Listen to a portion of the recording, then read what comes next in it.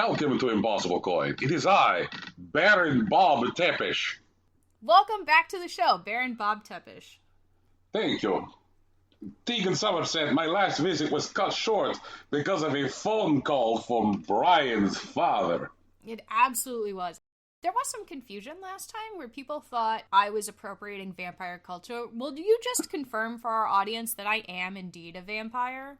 I certainly can do that. Thank you. Tegan is not a conventional blood vampire. She's what we call a motivation vampire. People spend time around Tegan, and what they find is that their motivation to do more productive things, to go do some work, finally finish that fucking carpentry, it just evaporates in her presence. Tegan feeds on motivation. This is accurate. That is why my company wants to keep me working from home. Because it turns out, once I left the office, everyone became much more productive. I'm curious because a conventional blood vampire, there's so much more paperwork involved. There's so much more heavy lifting. You know what? I can't say that. I don't want to, undercut the work involved in being a motivation vampire. First of all, I don't even know. Can you go out in the sun? I can selectively go out in the sun. It really does depend on how much motivation I have absorbed as to whether or not I can go out in the sun. Because the problem is a lot of sunny areas are vacation areas, and so there's not a lot of motivation to be had there. So I definitely need to have the motivation stored up before I go out. Ah, okay. Otherwise, I'll just starve myself. Do you have to be invited in? Yes, but I do have the benefit of being biologically identified as female, so I tend to get those invites anyway. Oh, I see. Otherwise, I do just stand on your porch awkwardly. First of all, Tegan, I want to say that the notion of biologically identified as female is a outdated notion which is dangerous. Well, I do have to update my thinking, but that sort of happens after 1,000 years or so.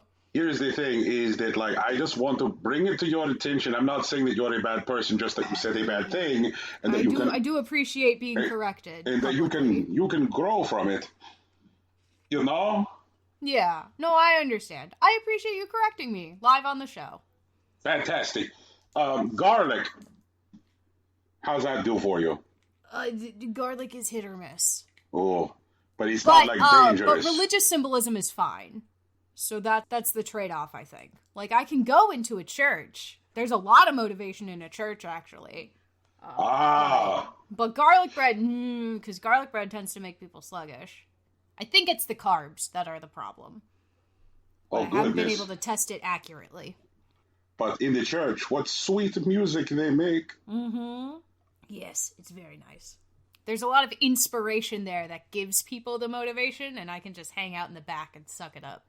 Did you do anything like go hang out at the January 6th insurrection and just gorge yourself? Oh, God, no. No, I couldn't. I would be so fat. Ridiculous, Those jackasses were literally climbing walls and getting tasered in the testicles. They were, and they think they did a good thing. Isn't that wild? So I guess my next question is, the type of, feeding that you do, depending on what kind of motivation it is, if it's stupid motivation, sincere motivation, pure motivation, does that affect the quality of your feeding? Does it taste different? Yeah, stupid motivation is not filling. It's like eating empty, calories all day. And it makes me not want to do anything either. So, going to the January 6th insurrection would have been eating 2 bags of Ruffles. Right, yeah, exactly. 2 bags, well, really more 2 bags of Munchos, because you still get the same level of, fulfillment, but there's less. Because Munchos are more air than Ruffles. Oh, my goodness. Yeah, it's a whole mess. But if it's, pure motivation or sincere motivation, that's a feast.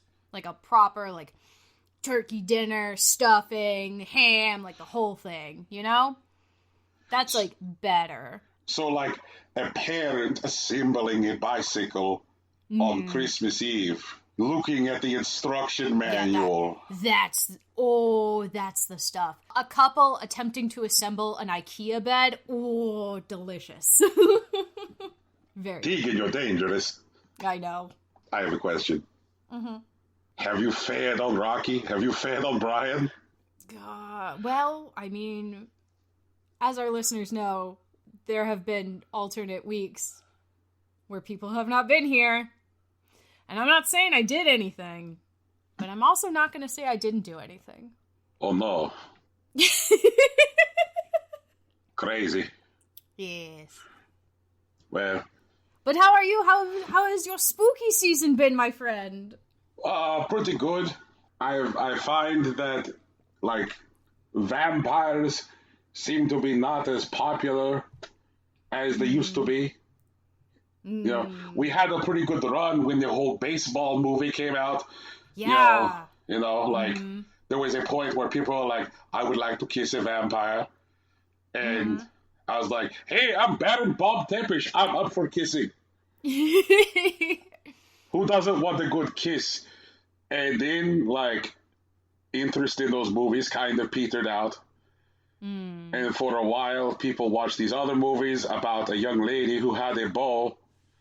And I was like, are there any vampires in this movie? And they just said, no, it's Jennifer Lawrence, man. And I'm like, oh, well. Yeah. I understand that. It's probably been harder the last year or so with less people being out also. Yeah, it's crazy. And you show up to their door and, like, the masks are good because then they cannot see the fangs. Blood vampires have fangs. And I'm like, hello, I'm wearing a mask. I'm appropriately masked. And they're like, yes, but you're at my door. And I'm like, yes, may I come inside? And they're like, no, coronavirus.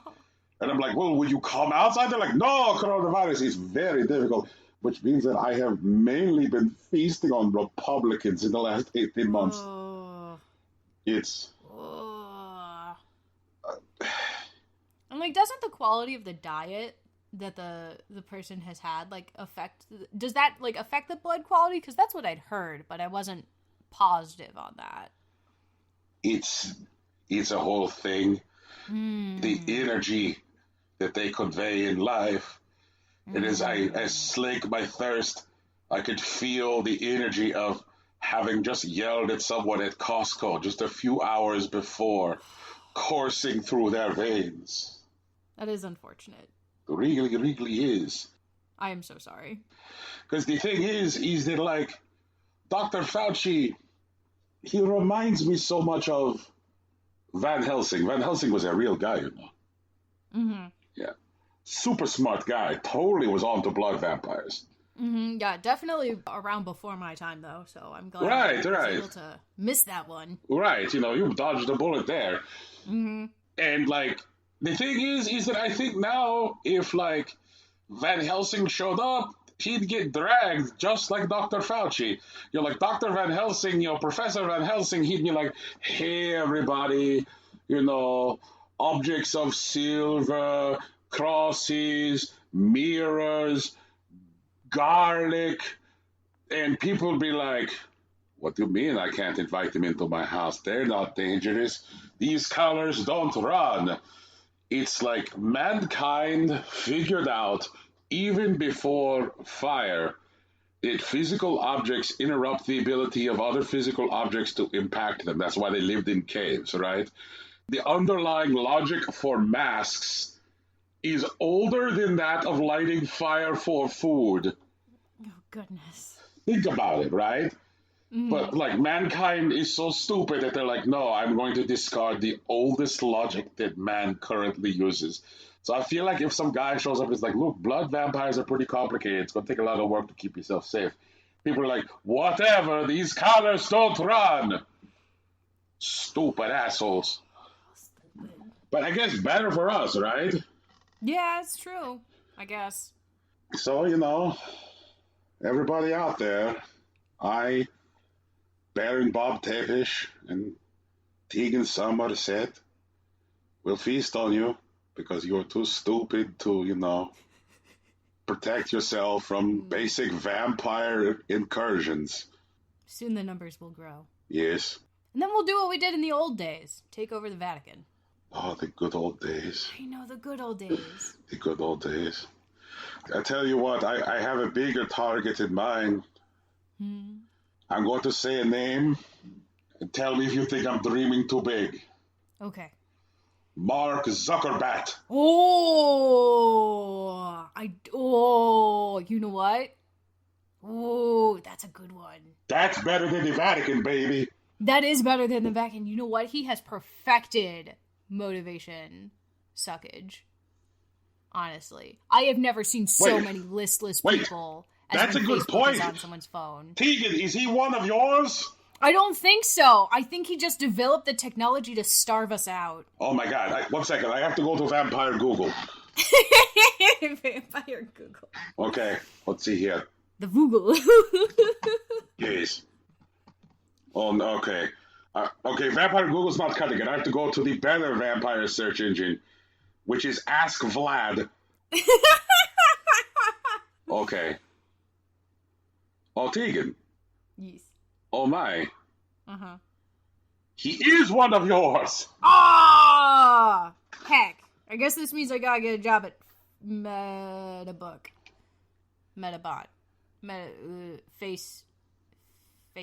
Whatever it is now. For what I understand, based on this document, Brian will be talking about that later. Maybe, okay, just between you and me, I hope he can give me some tips on how to get in there. It sounds ridiculous, but I bet we could do it. Well, I'll tell you what, I whenever I stop by, I do feel like a bit of an interloper, because this isn't truly my podcast, but thank you for podcasting.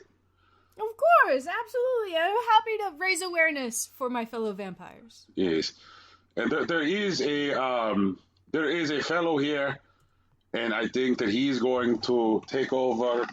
I am going to go to hide in the garage until the sun sets. Have an excellent nap. I hear sun's going down in like 3 or 4 hours today, so it should be a good night. Hey, Toots. Uh-huh. Where's neck hole? I don't know, Duckett. I'm sorry. Anyway, impossible coin. Duckett Sequoia here. Duckett, I have a question. I have a very important question for you. Were you the one who was kind enough to invite the Baron in? All I know is I showed up, and there was a guy here. He's wearing some kind of weird trophy around his neck. Yeah. It's got like a little ruby in it. It's like a live NFT. It's like a physical NFT. Oh. You guys should talk shop later. So you're telling me that guy with like the Eddie Munster hair, he's got an NFT? Yeah, he has a physical NFT. Yes. It's okay. like the rarest kind of NFT. It's crazy. Toots, did you hear about the NFT in Ohio? Which NFT in Ohio? Okay. So here's the thing. There's this company in Ohio called the Tungsten Company. Uh-huh. And the Tungsten Company is auctioning an NFT, and the NFT allows for the person who wins the NFT auction to touch once a year a 14-inch, 1,784-pound cube of pure tungsten. Because tungsten is so dense, that at 14 inches, it's nearly a fucking ton, right? That's, okay. But the position of the Tungsten Company is that winning the auction for this NFT does not entitle the owner to take possession of this tungsten cube. No, you get to touch it once a year with supervision. What? I have a question. I have one question. Why do you need supervision? If it's almost a ton, no normal person is going to be able to pick that up. Oh, sure. My guess is they're concerned that someone like me might want to fuck it. Oh, I see. But it's a cube. Tegan, I have a question. Yeah. Mm-hmm. You ever had goals? You ever worked hard? No. Okay. Have you ever, I don't know, like, fucked on a bed of lettuce before? No. Okay. What? I mean, it's something which I've mentioned on this show. Yeah, Like, I know. That sounds like a you thing. right, but like the idea is that like in order to make love on a bed of lettuce, you have to like lay out the lettuce, you have to like position it, you have to spread it out, you have to individually leaf several heads of lettuce. It takes work, Tegan. It takes fucking work. And so for you to just be like, oh, the tungsten, it's a cube. How could you fuck it? Oh no, whatever. I'm just saying that like that's lazy. If you want to fuck the tungsten's like cube, you could figure out a way. You could work hard. That's why I ask you if you've ever worked hard. To which you say, no, you have time. Right. Anyway, here's what's going to happen. I'm going to go take that NFT from that vampire. Okay. Fuck him. It's mine now. All right, good luck. All right. And if anyone would like a physical NFT, which is non-functioning turret, I got those for sale now. Just get at me on Twitter, and I will sell you a non-functioning turret. That's an NFT. No, oh, yeah, okay. I thought you were going to just sell the photos of the non-functioning turrets, which, you know what, also valid, but you could double your NFT input by selling both the photos of the non-functioning turrets and the physical non-functioning turrets. So what happens is you're bidding on a picture of the non-functioning turret. Yeah, exactly. The NFT. If you then destroy its ability to be moved on the blockchain, that will unlock your ability to bid on a second NFT, which is the actual non-functioning turret. Exactly. So you could participate in two different transactions. Exactly. Yep. A third one if you want to like... And you could earn double the amount of money. That's right. That's right. Anyway, I gotta go get this this NFT from this vampire. Also in the kitchen, I saw a juice machine. It looks like someone had done something with it. I don't know what the story is there. I want to grab it as well. Anyway, Toots, say hi to Nicole! Yeah, I will.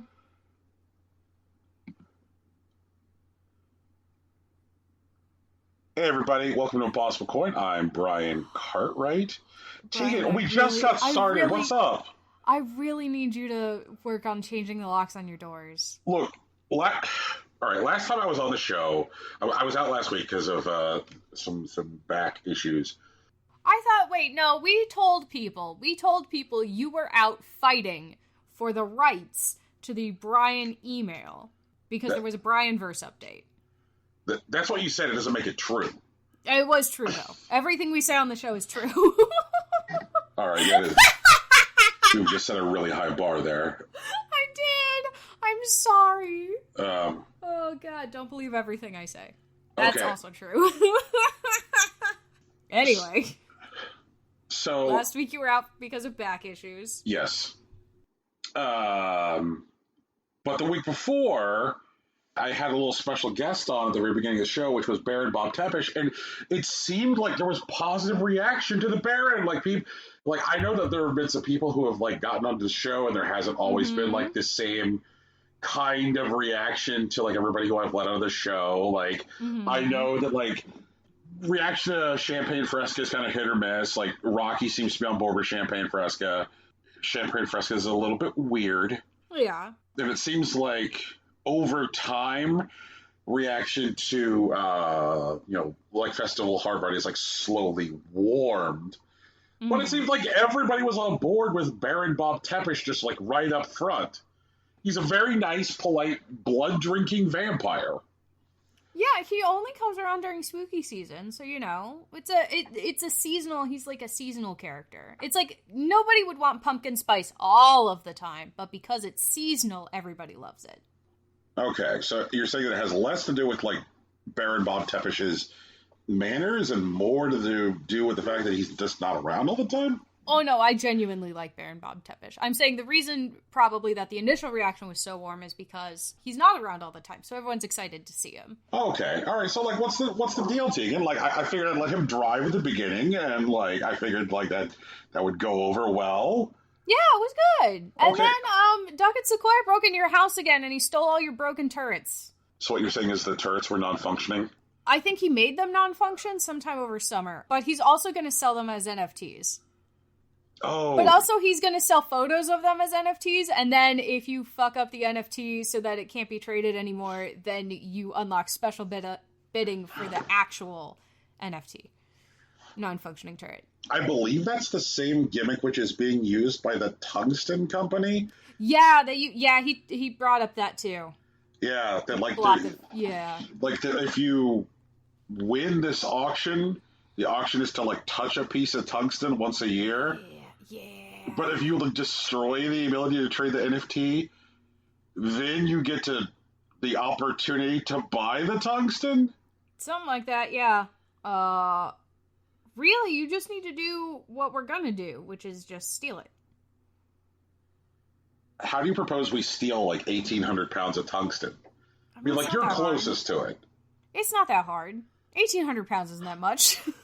Like, Tegan, we're not talking about something that you could just like fucking like throw on a dolly here. Like, I mean, to be fair, it's like fucking pocket-sized, man.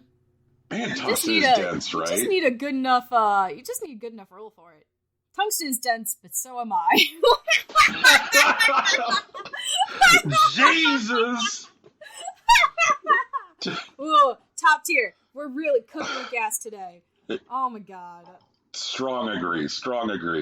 Yeah, so tungsten is very dense. To be fair, like, I did not realize how dense tungsten was until I started reading some of these stories about this, like, dumb NFT in Ohio. Yeah, and you're like, oh, wait a minute, hang on. You're like, holy shit, tungsten's dense. Like, that's my big takeaway from these stories. It's a 14-inch cube, and it weighs nearly a fucking ton. Jesus. But, yeah, God, that's stupid. The thing that also, like, really blows my mind about that stupid tungsten NFT thing is the bidding on the tungsten NFT is up to, like, $200,000. And, like, I'm just like, fuck this planet, hurl it into the sun. I mean, that's what people are trying to do. Like, you understand that. That's the point. The point is to fuck the planet. It's just like, you're going to spend $200,000 on touching a cube once a year. Would you not also want to touch the cube? Do you not understand the appeal? You remember there was an entire game released by Valve, I believe, where they gave us a gray cube and everyone fell in love with it. Do you remember that? Do you remember the years of the cake is a lie and the companion cube is your friend? Like, I do, they just made a companion cube. That's it. Yeah. It's just a little smaller. And he can be your friend for over $200,000. Christ, people. Once a year. So it's not even like you're seeing your friend on the reg. I would not even call it like a companion cube, except in that way that like weird guys who do nothing but wear sweatpants on the internet use the word companion. It's like, you don't get to hang out with your pal the cube. What the fuck? I mean, to be fair, I don't get to hang out with you either. And you're my friend. Yeah, okay, but if I told you, Tegan, that the only contact you could have with me was once a year, and then you would come into a room and with supervision, you could touch me, and then had to leave. That sounds creepy. That sounds creepy. When you do it like that sounds creepy. Exactly. So, like, when you describe the thing that you're bidding on for this fucking cube, it's creepy. It's like, walk into the room and with supervision, touch the cube. You may touch the cube. And then leave until next year. Leave until next year. Bye. What a weird existence. God. The planet is so dumb. Other than whatever the fuck's going on in your house, how was the battle over the email? So I guess there. All right, so I guess what this is that, like, I think we periodically mention whenever I get particularly dumb mail for a Brian. Mm-hmm. I think this how this works. And, like, there are the key Brians that I think people know. Mm-hmm. Who would you call the key Brians? The key Brians, I think, are Brian who went to university. And you kept getting, like, his university billing stuff. India Brian and his pizzas. And the Brian whose doctor emailed you all of his personal information. Okay. Which is my favorite Brian. I don't know who he is, but he's my favorite one. Okay. So, the Brian who I get the pizza stuff for, that's actually British Brian, not India Brian, and he lives in India, right? No, he lives in Dubai. Yeah. Which is not in India, Tegan. Right. I'm stupid. I did literally say tungsten is very dense and so am I. Like, that is the kind of day I am having. Okay. So I don't know what you expected from me today. Alright, so like... I gave you a warning. Fair enough. So like British Brian is an expat who lives in Dubai and has a license to purchase and consume liquor in Dubai. Yes. And he also orders a lot of pizza from Freedom Pizza, where it... and in a historical moment on this show, the moment when we figured out, like, why the Hawaiian pizza in Dubai is so shitty, like, I can't believe it took, like, it was like a 3-minute segment on there. Like, I don't know what episode it is, but somewhere in the 5-year history of this show, there's a bit about us figuring out Hawaiian pizza in Dubai. We had to know. You don't understand. It was very important that we knew. Right. The one who is going university is a Brian that lives in California. He doesn't really figure prominently all that often. I would place higher in the ranking Boston Brian, who is retired.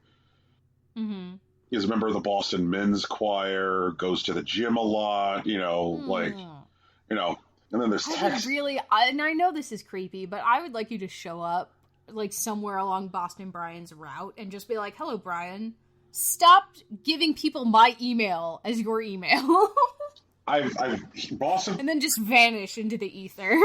Boston Brian is the only one that I've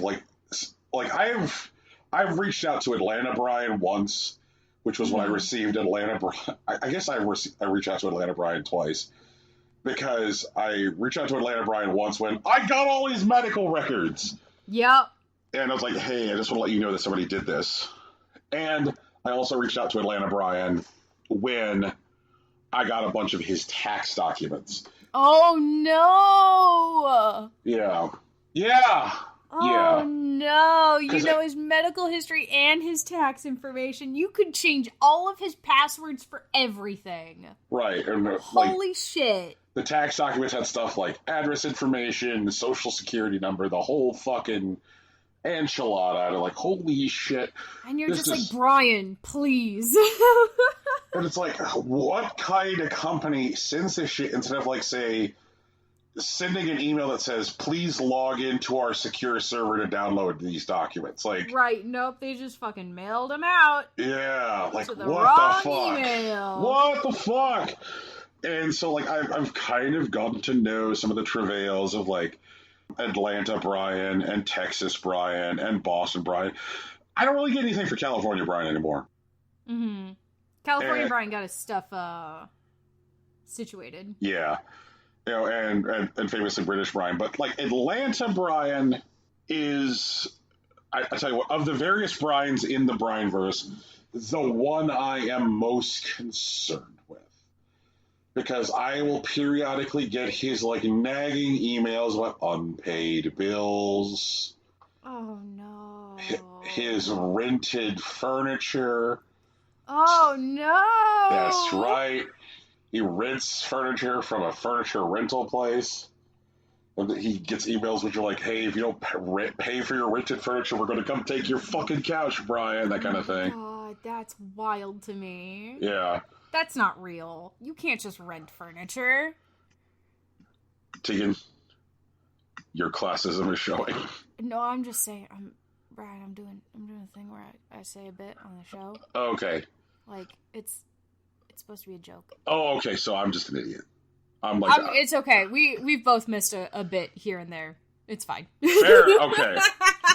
I'm just tungsten over here. Anyway. Yeah, it's fine. So anyway, I have for years known that Atlanta Brian, who is also a truck driver by trade, his phone is with Cricket fucking Wireless, because of course it is. Mm-hmm. Of course it is. And I got this notification, after the most recent time that Atlanta Brian paid his phone bill, that he had added phone insurance to his coverage with Cricket. Oh, okay. That's good. Phone insurance is good to have. And I was like, Atlanta Brian, ain't nobody out here trying to fucking... Because he specifically got, like, the theft and accident coverage, which means he added theft on top of it. And I'm like, nobody's trying to steal your iPhone 7. No one wants your 5-year-old iPhone, sir. And I'm surprised they're even letting him insure this 5-year-old phone. And I messaged the Impossible Coin chat, and I was like, I'm surprised they're letting him insure this 5-year-old phone. Like, it seems weird. And then shortly after, I messaged the chat. He got another email from Cricket Wireless saying, you can't have the coverage that you just bought on a phone this old. You need to buy a new phone. So they let him buy phone insurance, and then after he had already bought it, told him his phone was too old to have it. And the solution was not, Brian, we're canceling the insurance that you're ineligible for. The proposed solution is, no, sir, a cancellation and a refund is not what's going to happen. Instead, you have to buy a new phone. No. And, like, I'm just like... That's so disheartening. I'm so fucking constantly staggered at, like, the multi-tier shitty economy that we have that, like, preys upon people who are vulnerable. Just... It really is wild. Fuck it. I Not hate it so much. Way. Yeah, it's... Good lord. It's bad. Tegan, it's bad. It's very bad. Can I talk about something which is good? Yeah. So there is a feature that Twitter has called Spaces. I was about to say, are you going to talk about Twitter Spaces? I'm going to talk about Twitter Spaces. Because... How are they good? Because, you know, one of the things that I think that we're looking for on this show is a way to... new ways to engage with our listeners. Mm-hmm. And new ways to engage folks, you know, who like our content. And Twitter Spaces is a thing where you, as a host of a space, can control who gets to talk. So somebody can't necessarily just, like, show up and be like, that Nazis, you know, like, that doesn't happen because of the systems of control that are in place. Mm-hmm. And I've been wanting to have a place where we could easily engage with our fans, where they wouldn't necessarily have to, like, really manage something else on their part or jump through any additional hoops. Like, I don't know about you, but I'm a member of something like fucking like 50 Discord servers, and it sucks because I'm a member of 50 Discord servers. Mm-hmm. And so, I'm not like, a member of 50 Discord servers. I'm a member of like 8. And it always feels like with the amount of Discord servers that I'm a member of that, like, actually using Discord to manage anything social is a frustration. Because, like, Jesus Christ, like, I open Discord and I see like 900 notifications on those 50 servers, and I'm just like, nope, and then I immediately close Discord. I'm just like, oh god. Mm-hmm. But with, like, Twitter Spaces, somebody just opens up their Twitter app and on their phone, they click the thing, and then they can hear the chat, and then I press a button, and they get to talk. And it would seem like it would be a cool opportunity to, like, maybe, like, have some, like, focused and unfocused, you know, gatherings with our listeners around, like, different stuff. Like, I would love for us to, like, sync with our listeners and have a chance to, like, hang out with them and talk about different stuff. Like the Nintendo Online expansion pack. Mm-hmm. Like, we got some traction around people, like, tweeting at us about it and being like, okay, you know, like, here's what I think of the Nintendo Online expansion pack. And I'm like, it'd be kind of fun to, like, get our listeners into one space and, like, let's talk about it. And, like, there's some folks who have been listening to the show long enough that we we know them by name. We can point to them and say, like, hey, that's a trusted listener. And if we could invite them into the space and flip on their mic and let them talk, and it would be something that would be a format that would, for folks who wouldn't necessarily be talking and just be listening, I guess also feel like that thing that they come to us for once a week. Like, oh, okay, I'm listening to Brian, Rocky, and Tegan talk and some additional people. So it's like live podcasting. Yeah, and like, you know, we often use the phrase either that's good radio or that's bad radio.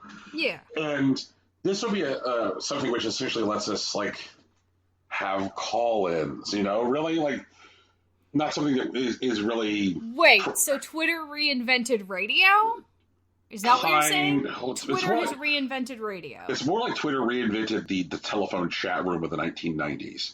Oh my god. Yeah, but I think that we can use it for good, and I just wanted to bring it up on the show and say, like, I would be interested in hosting a Twitter space, and we can either throw a topic around it or we can leave it more general if folks would just like to discuss video game stuff in general. And it's something that I'd be open to doing, like, say, once a week, and I'd like to hear from our listeners, when would be convenient for you, our listeners, to participate in a Twitter space if you're interested. You should also set that up as a Twitter poll and a Patreon poll. Yep. So let us know, and whatever hosts are available, we'll hop on. Like, I'll be there every time because I'll have to like flip on the Twitter space, and I'll be hosting the Twitter space. But like, if Rocky and Tegan are able to participate, I will grant their accounts like host privileges for the show, which means that they can kind of function as like mods on Twitch, and yeah, you know, like, and by the way, I don't speak for Amazon. There are people who speak for Amazon and people who don't, and I don't. But yeah, like, you can grant participants in the space host status, which means that they can do stuff like give other people speaker status, they can vote them, that kind of thing. They can add retweets to the chat. They can add images to the chat. Yeah. Yep. So I think it could be fun, and I think it could be a new way to engage with our listeners, and I think it meshes well with our existing format. So please get back at us and let us know what you want. Cruise and Blast continues to be absolutely bonkers. Yeah? Yeah. The number of, like, roads which are actively crumbling as I drive on them in this game is more than a few.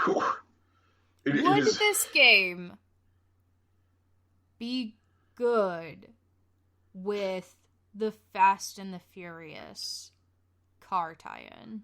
Yes. Like, would that be fun? Yes. I would like that movie tie-in event, please. Yeah, I say that. Please let me get Vin Diesel voiceover saying, "It's my familia," as I fucking launch into the sun or whatever. As I drive across the back of a pterodactyl in order to make a jump that I wouldn't. I'm describing a thing that happens in this video game. I'm sorry. Say that one again. I lost it at as I drive across the back of a pterodactyl. Yes. In order to make a jump I wouldn't have made otherwise. So like there's a jump you make in the game where you sail off a cliff and you're like, I'm not going to make it. A pterodactyl flies across where you are. You land on the back of the pterodactyl, and then you sail off of the other wing, essentially restarting your jump arc. Oh my god. Oh god, okay. Like, Cruise and Blast just does not give a shit. Cruise and Blast went, can we do it? Yes. Should we do it? Also, yes. It's literally like if you give a 5-year-old a bunch of Hot Wheels and a bunch of random toys. Like, that's what it feels like. Yes. It is that pure farm. That is a perfect description.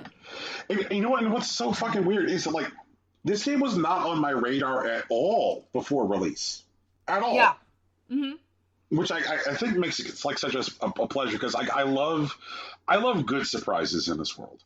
And so just having Cruise and Blast be like, hey, do you want to play a game which is the dumbest shit you can possibly imagine? Do you want to play a game which is like Mario Kart tier fun? I'm like, yes, I would love to play a game which is like on the level of fun as presented by Mario Kart.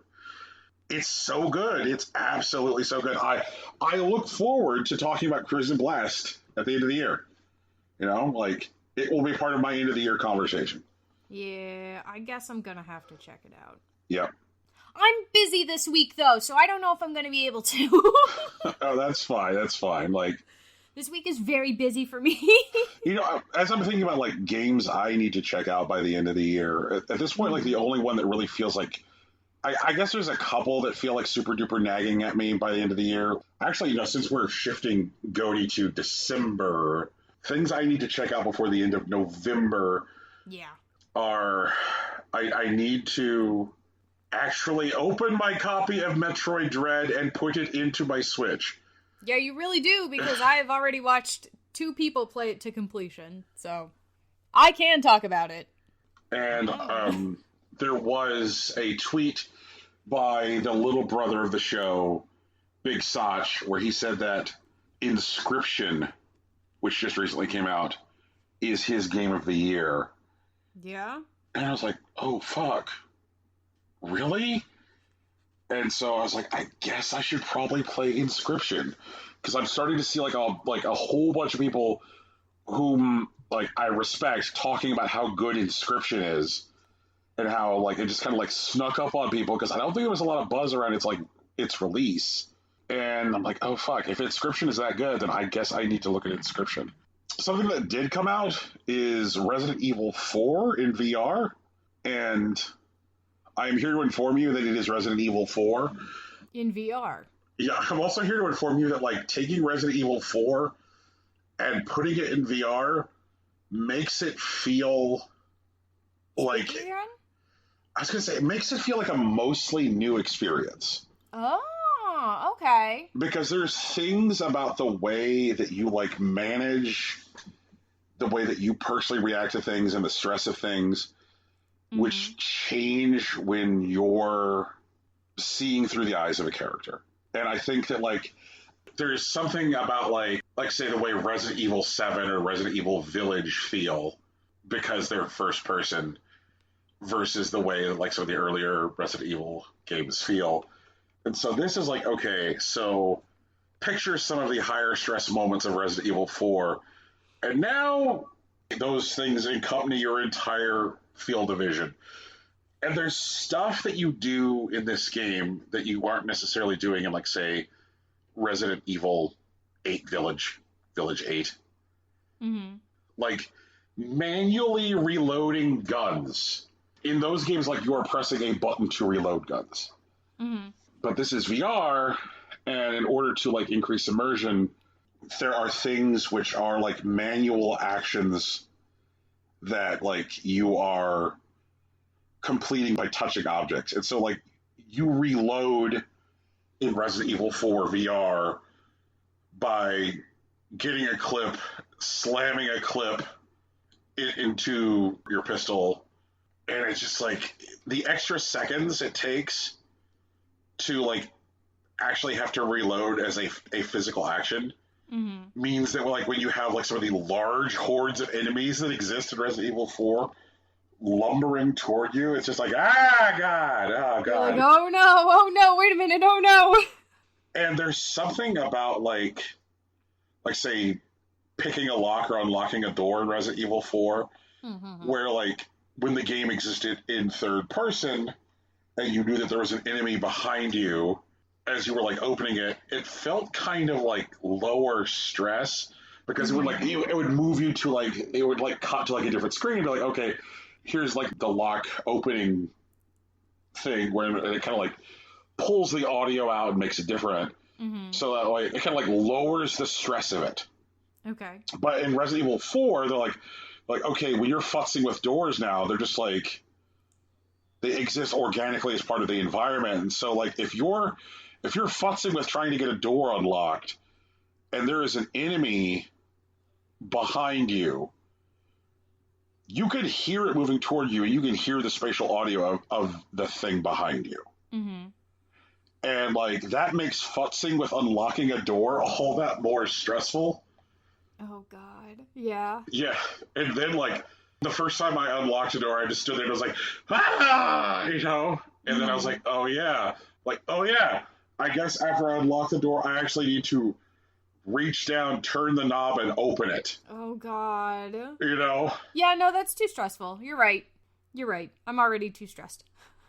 So you're saying just like the descriptions of like... Yeah, the description has me already like, no thank you. Some other stuff which is like very, very cool is like, I'm sure you're familiar with the idea of like the Resident Evil inventory puzzle game, essentially. Yeah, of like how you most efficiently lay out all your stuff because you only have like 15 slots or whatever. So, you know what's kind of fun? Doing that shit in VR. Where you're like picking up objects and like trying to like jam them in, and you're like, okay, can I put this here? Mm-hmm.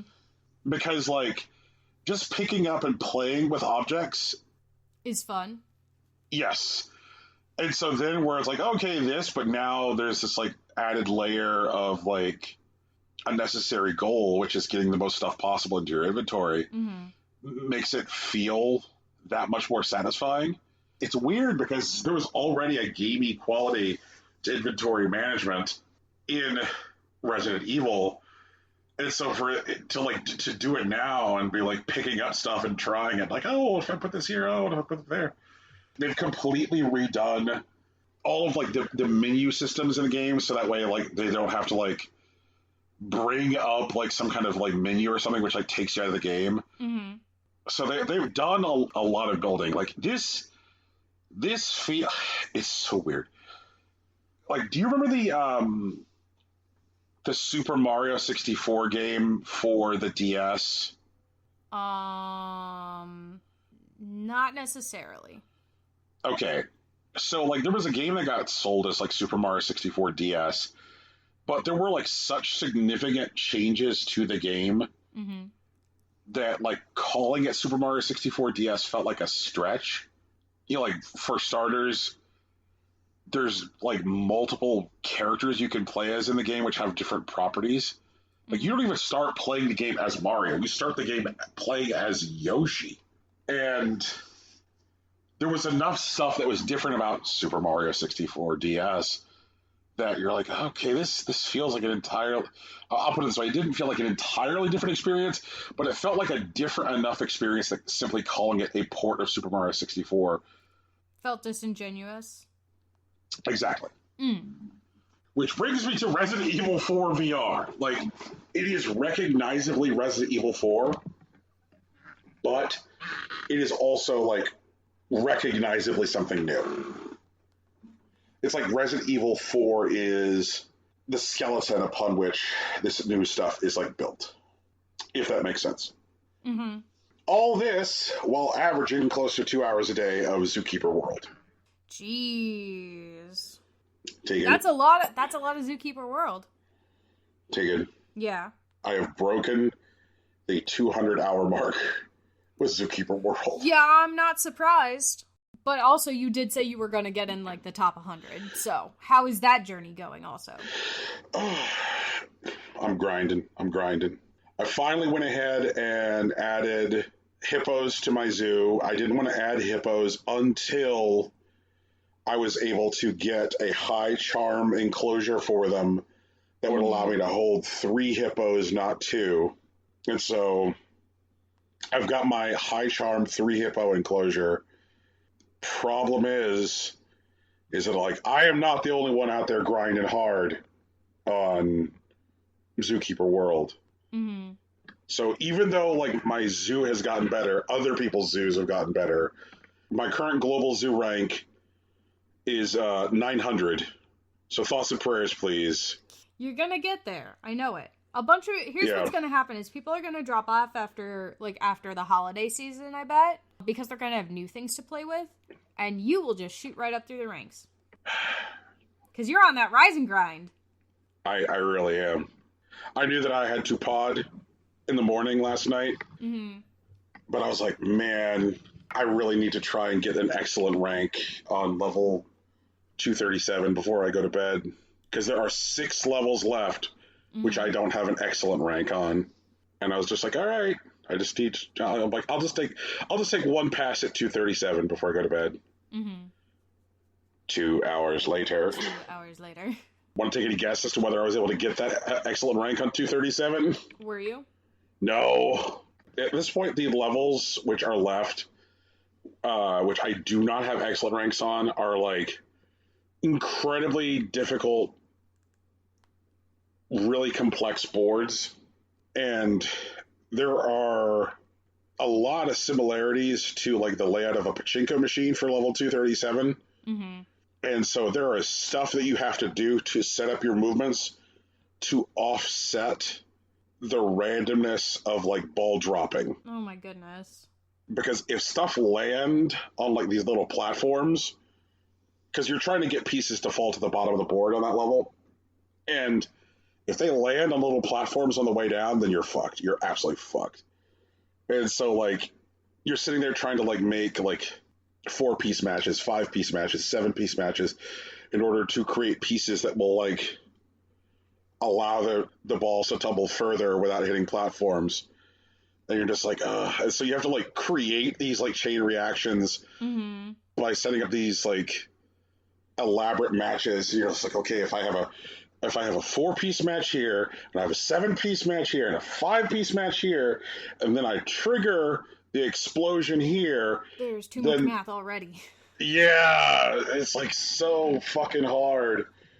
But I really love it, and in addition to that, like the actual like game space is so cute and it's so colorful, and the music is so fun. Mm-hmm.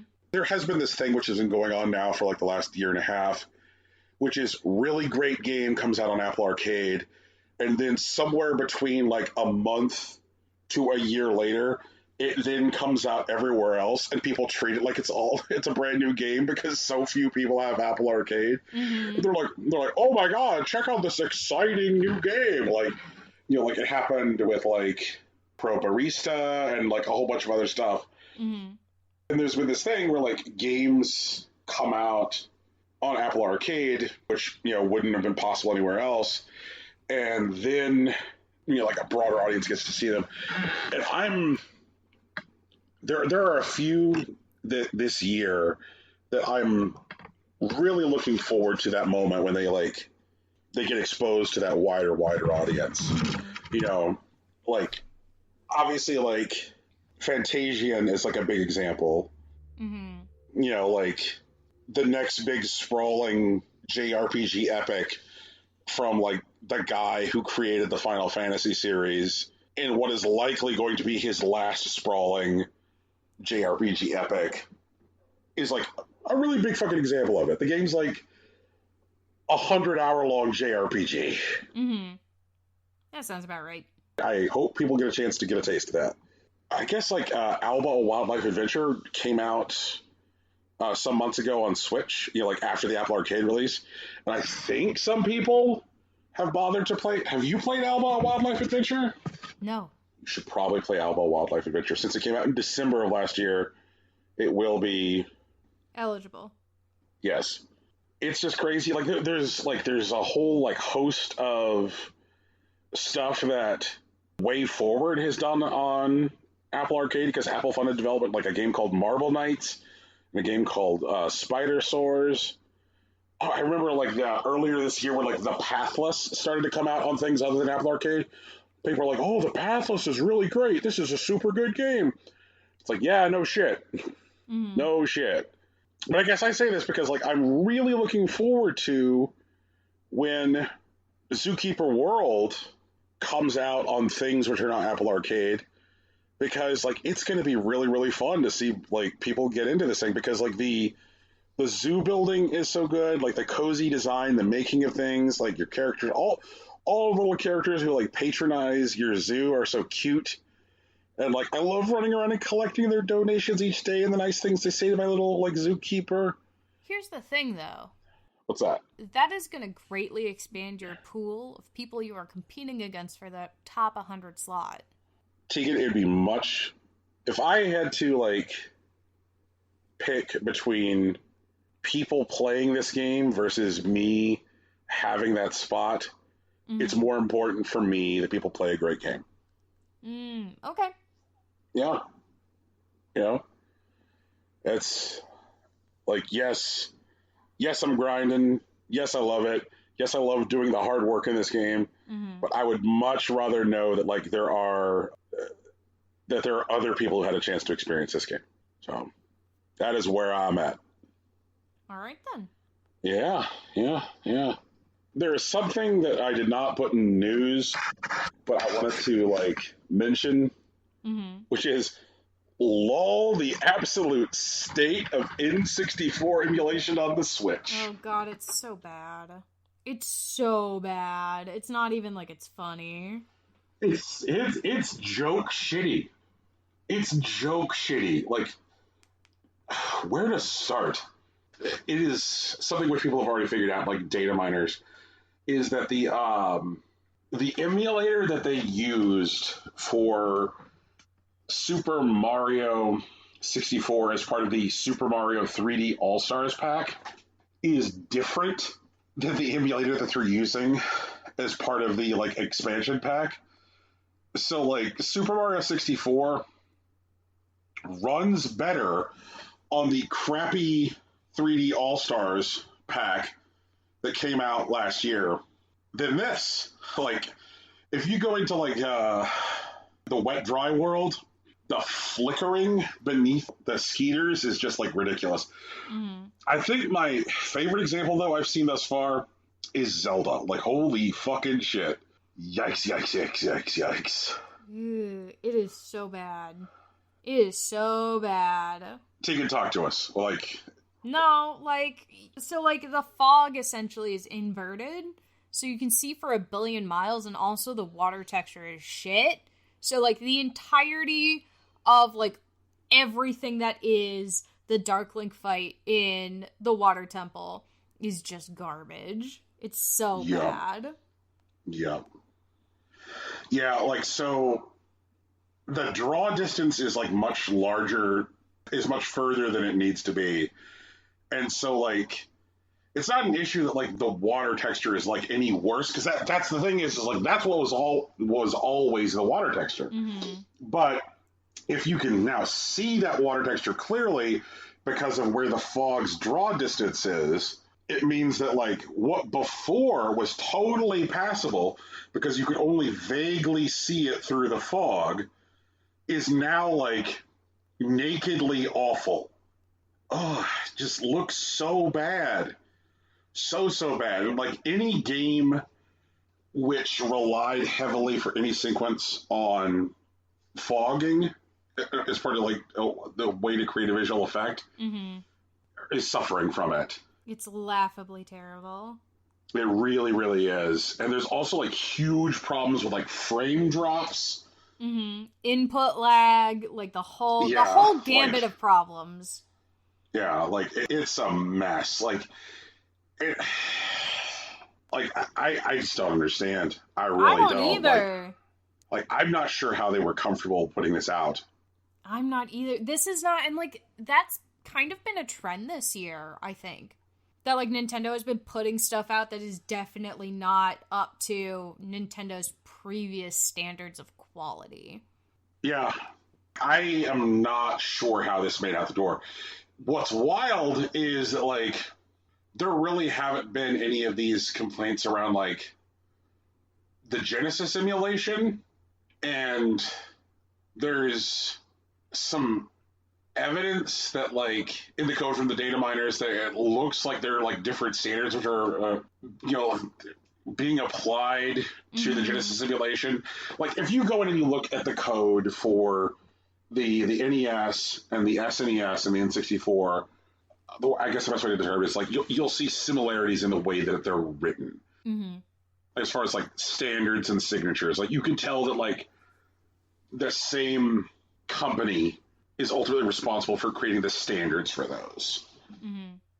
But there are differences to the Genesis, and it's if they just launched a product where there was code written by Sega and code written by Nintendo, but the stuff by Nintendo sucks shit. It really reflects badly on Nintendo, really badly. Especially since stable N64 emulation has been a thing since the days of the fucking N64. Jesus, Tegan. It is a whole mess. I'm not arguing with you. I guess it would be less embarrassing if they had launched this and were just like, hey, everybody, like, your existing Nintendo Online membership now includes N64. Because then they could have been like, hey, guys, we're working on getting this fixed. Whoops. Yeah, right. But instead, they're like, we would like for you to give us, like, additional dollars for this. Mm-hmm. And it sucks ass. That's the struggle. That's the fucking struggle. Like, people paid for this. People paid for this. Ugh. Lord. What's going on, Tegan? I mean, I have less exciting updates and I have more exciting updates. We're gonna go with the less exciting updates first. Okay. We have new assets on Twitch! Yay! They're cute and bubbly and colorful and fun, and I hope you check them out. Twitch.tv/impossiblecoin. I'm on Tuesdays. Rocky's on Wednesdays. And this week, on Tuesday, I have the day off, first of all, because it's election day. And I took my replacement holiday this year on election day. So it's a holiday payday for me. And also Unpacking comes out. So I'm definitely going to be playing Unpacking on stream. I gotta show Rocky how to properly organize a bedroom because he didn't do it right during the demo. Oh, Lord. He didn't do it right. And he didn't even flip the toilet paper over. And he didn't put the tampons and the pads in the right spot. Like, none of it was right. None of it was right, Brian. Ridiculous. Anyway, so I'm going to be playing that on stream. Absolutely. And you'll get to see the new assets if you join. We have a starting soon screen, and it's got a countdown timer on it. It's very exciting, Brian. It's very exciting. Sounds like it. It is! I'm excited about it. Anyway. Let's see. I also got a new phone finally for people who have listened to me complain about my phone. I had the Google Pixel 3 and earlier in the summer I dropped it and the screen shattered, and then the phone company that I have wouldn't replace the screen for it because apparently the phone was too old. But they'd give me a new phone if I wanted, and I said, no thank you, I would like to repair my current phone, please. And they said, well, that's not what we're going to do. And I said, okay, then I'm not going to do that. And so instead I got a new phone, and now I have my new phone with me, and I like it a lot. It's very good. I got the Google Pixel 6. It's pretty. But I'm still, like, messing with it, and one of the things I had to do was I had to, like, re-log into stuff and, like, re-download shit. And so far, all of my game data has transferred over, except for Project Makeover, which is that Match 3 game I was playing. Mm-hmm. It made me start over, and I'm trying to figure out if there's a way for me to transfer my data over without having linked it to Facebook, because I didn't want to link it to Facebook. And if not, I think I'm just done playing Project Makeover, which is too bad because it was fun. As far as, like, Match 3 stuff that had continually, like, the harder the puzzles got, the more stuff they introduced that you had to, like, actually solve for, if that makes sense. Right. As opposed to, like, Candy Crush, where after a while, like, they just stop adding new stuff and just give you less moves. Like, they haven't done that. They've just continued introducing new stuff, which is neat. But that's the only one I haven't been able to get to function correctly. So, like, Nier Replicant runs. It's beautiful. It's a lot prettier on the 6 than it was on the 3, that's for sure. My Pokemon Go runs, all of that transferred over, no problem. It's just Project Makeover, and I'm like, I might give up, and I might have to download a new phone game. Which is frustrating, because, like, I was in the middle of a mission where I was helping a teacher redesign her, like, or a principal redesign the teacher's lounge for all of her excellent staff. It was fun. Anyway. Who knows? But yeah, it's pretty. And then also, Alex and I have finished Far Cry 6. Hate the ending. Ending bad. And I don't mean, like, the ending was just, like, not a good ending for the game. I mean, it was very much, like, an unsatisfactory ending. What ends up happening, spoiler alert, skip ahead a little bit if you don't want me to say exactly what happens at the end of Far Cry 6. What happens at the end of Far Cry 6 is the Presidente does a double suicide, or does a murder-suicide where he kills his son and he kills himself. It sucks. It sucks. His kid was, like, a good kid. Just, like, in a shitty situation, very much. And, like, he slits his kid's throat and shoots himself in the head.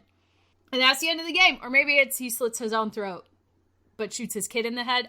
It was dumb. It made me mad. Either way. And then the hero character, Danny, is just like, well, you guys want your revolution? I'm fucking out of here. And that's the end of the game. She, like, takes the kid's body and, like, leaves.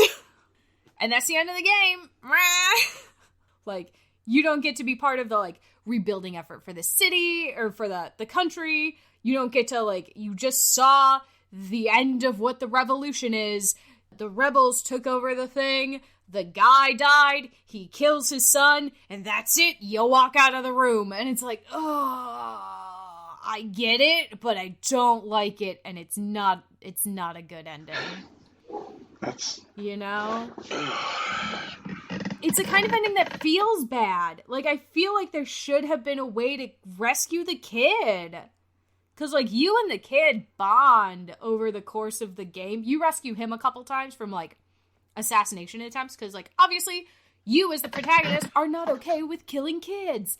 And, like, he sees that, like, oh, my dad is, like, essentially lying to me about how bad, like, the rebels are, quote unquote. They're just people, and, like, he is doing bad things. And, like, that's not cool. And so he's, like, turning around and would probably make, like, an okay leader eventually. Or even just, like, an okay regular citizen.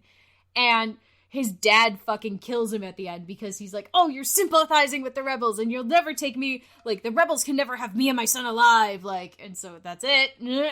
Oh, I don't like it. I didn't like it. Made me feel bad. Pagan's still the best villain. It just feels so lazy. Yeah, it does. And there's, like, a part at the very end where it seems to be implied that the way that the rebels were getting all of their weapons, and this part's interesting, but, like, the end of Far Cry 6 is bad. But there's a part after, in, like, the post-credits sort of scene or whatever, where it's implied that the way that the rebels got their weapons was they were trading with the villain from Far Cry 3.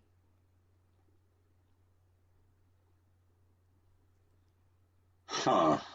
And that's more interesting than the way that Far Cry 6 ended. It feels lazy, and, like, while I understand that in a lot of these kinds of rebellions against dictators, like, that's kind of how it actually ends. Like, this is a fake country and a fake story. You don't have to murder the guy's kid. You could, like, let them reform and be, like, a functioning member of society who's actively working to make everything better. You know? Yeah, it's like, I'm really glad that, like, a lot of the larger discourse around Far Cry with this installment has been like, hey, fuck this lazy game series. I'm not playing these fucking video games until they make substantial changes, because this, like, violence treadmill, while not, like, taking acknowledge for the political commentary which is contained, is a bad feel. Yeah. So, like the whole premise of this game is predicated upon the idea, like, this isn't Cuba, wah wah. But, like, did you hear about, like, the secret ending in the game? No, what's the secret ending? So apparently somewhere near the beginning there's a boat that Danny has an opportunity to get onto. Yeah. Mm-hmm. Oh, and you could... Okay, yeah. And if you get on the boat, then it cuts to 3 months later, and Danny is relaxing on a beach in Miami, like, having a pina colada. And Danny hears that the revolution in Yara has been suppressed. And Danny's like, whatever, like, more pina coladas for me. And I'm like, this really, I think, trivializes the refugee perspective. Because, like, if there's a boat and someone's, like, fleeing a fucking country, and then you cut to 3 months later, they're literally laying on the beach having a pina colada. It's like, newsflash. Guess what is not the refugee experience? It's Holy that. shit. It's literally that. That's not it. Oh my god. And just, and like, that's the shamelessness, the callousness, and like the unthinking imperial cruelty of just the fucking, like, throwaway secret ending. To say nothing of, like, the fucking main game where they're like, whatever, Cuba's a joke place, whatever.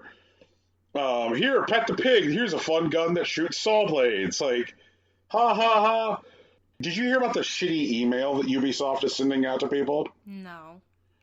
Okay. So... What's the shitty email now? Why are they just bad? Ugh. Because, they would like your money. I know. They would like your money. So, Ubisoft is sending out an email, Oh, wait, are you talking about the email of, like, you've only put in 7 hours, thanks for making it so easy for me to take over Yara? Are you talking about that email? Yes. Oh, okay. Yeah, I heard about that. Yeah, like... They're basically, long story short, what they're doing is the company is chastising you based on your playtime if you have, like, less than 10 hours in the game. No, that, Tegan, that is, nope. What do you mean, nope? That's exactly how the email reads. There is no limit on, like everyone who has Far Cry 6 installed is getting it, and so it does not matter on how much time you have played. There are people who are posting screenshots of this email where it's like, surely you can do better than this, and then it'll show, like, their playtime will be like 85 hours, and it's like they're getting an email which says, like, literally, surely you can do better than this. And then, like, we're seeing, like, playtimes like 70 hours, 85 hours. Like, they're not setting any kind of, like, upward cap on, like, when they stop sending you this shitty email. Right. So they're yelling you. We have not gotten a shitty email. I will say that. We have not gotten a shitty email. We beat the game, so... So it sounds to me like, somebody's spam filters are working well, and God bless. Yeah, probably. Christ. Yeah. So, like, whole mess. Because, like, everybody's getting that email. Like, it just means that, like, whoever manages, like, Alex's email, like, whoever Alex's email provider is just like, this seems like predatory spam, because it is. Right, yeah, because it absolutely is. Yeah.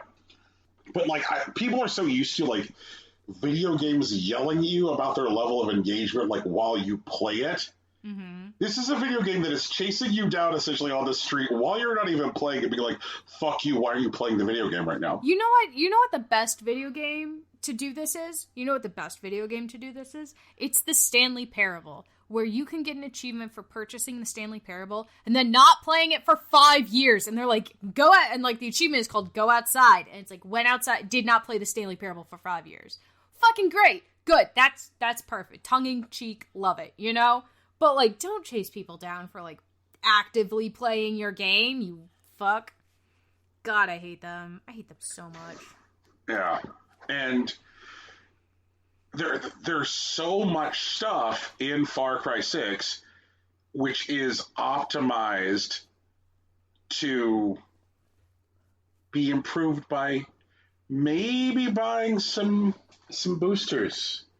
Since, like, everything is now, like, crafting. Right.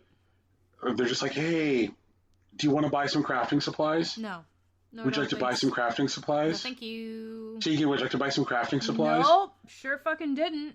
Either. Like, and, didn't like, need to. And the idea that, like, single-player games... People have already kind of, like, conceded to it. I don't even think this is a good idea. The idea, like, well, you know, multiplayer games are already these, like, horrible... god-awful treadmills. You know, like, I guess I can accept the idea that, like, Fortnite will fuck me into the sun forever. That's fine. You know, if Call of Duty wants me to spend $5 in order to get a user pick that looks like a grenade, which is also a bong, then, like, that's fine. If Apex Legends wants me to spend more money just to exist, that's fine. But, like, here comes Far Cry 6, where it's like, please play our trivial, shitty game where we just reinforce, like, American perspective of the world and congratulate people for colonialism. By the way, would you like some crafting supplies? Right, like, fuck off, actually. You know what? Into the sun. And, like, I gotta tell you what, like, I had been, like, really struggling with, like, the next Mario plus Rabbids game, because I was like, man, I'm like, I really want to play that game, but also, like, I don't want to in any way, like, even indirectly support Ubisoft through engagement, because there's somebody somewhere with a graph that sees when people play the game. Like, even if I were to go buy a used copy, because of the way games, like, send home data to... You know, like, online devices send home data about games, and like, and console owners, like console developers, have these things in their toss where, like, at the console level, this says like, you agree to allow the console to send home engagement data, which means that, like, Ubisoft gets engagement data even if I buy a used copy, and so I'm like, I can't, and I was really sitting around like lamenting that. Until the surely you can do better than this email came out. Now you're like, you know what, actually, though? Fuck it. Exactly. I'm like, you know what? Fuck off. Like, maybe in, like, 6 years, you can pick up a pre-owned copy of Mario plus Rabbids Kingdom Battle for, like, $20, you know? And, like, you know, $5 at a garage sale or something. This feels like a good segue into talking about our top, I was going to say our top news story. But I see that there's this thing here about the first news story that you want to talk about, which is perfect. Yeah, like, it's fine. Go for it. Okay, so like dun dun dun dun dun dun news. We also have a Patreon, patreon.com/Impossible Coin Podcast. Give us money. We'll give you content. That's how it works. So, holy shit, some meaningful stuff at Activision Blizzard. Yeah. Yeah. All right. So here's what happened. Bobby Kotick, the CEO of Activision Blizzard, has released a statement, a letter, and he outlines some pretty significant, like, meaningful changes in the letter that Activision Blizzard is going to pursue. So a lot of times on this show, we say that we won't, like, read corporate communication unless it, like, clearly enumerates real things. We're like, whatever, we're not going to fucking recount. We're not going to use your magic spell for you, you know? Right.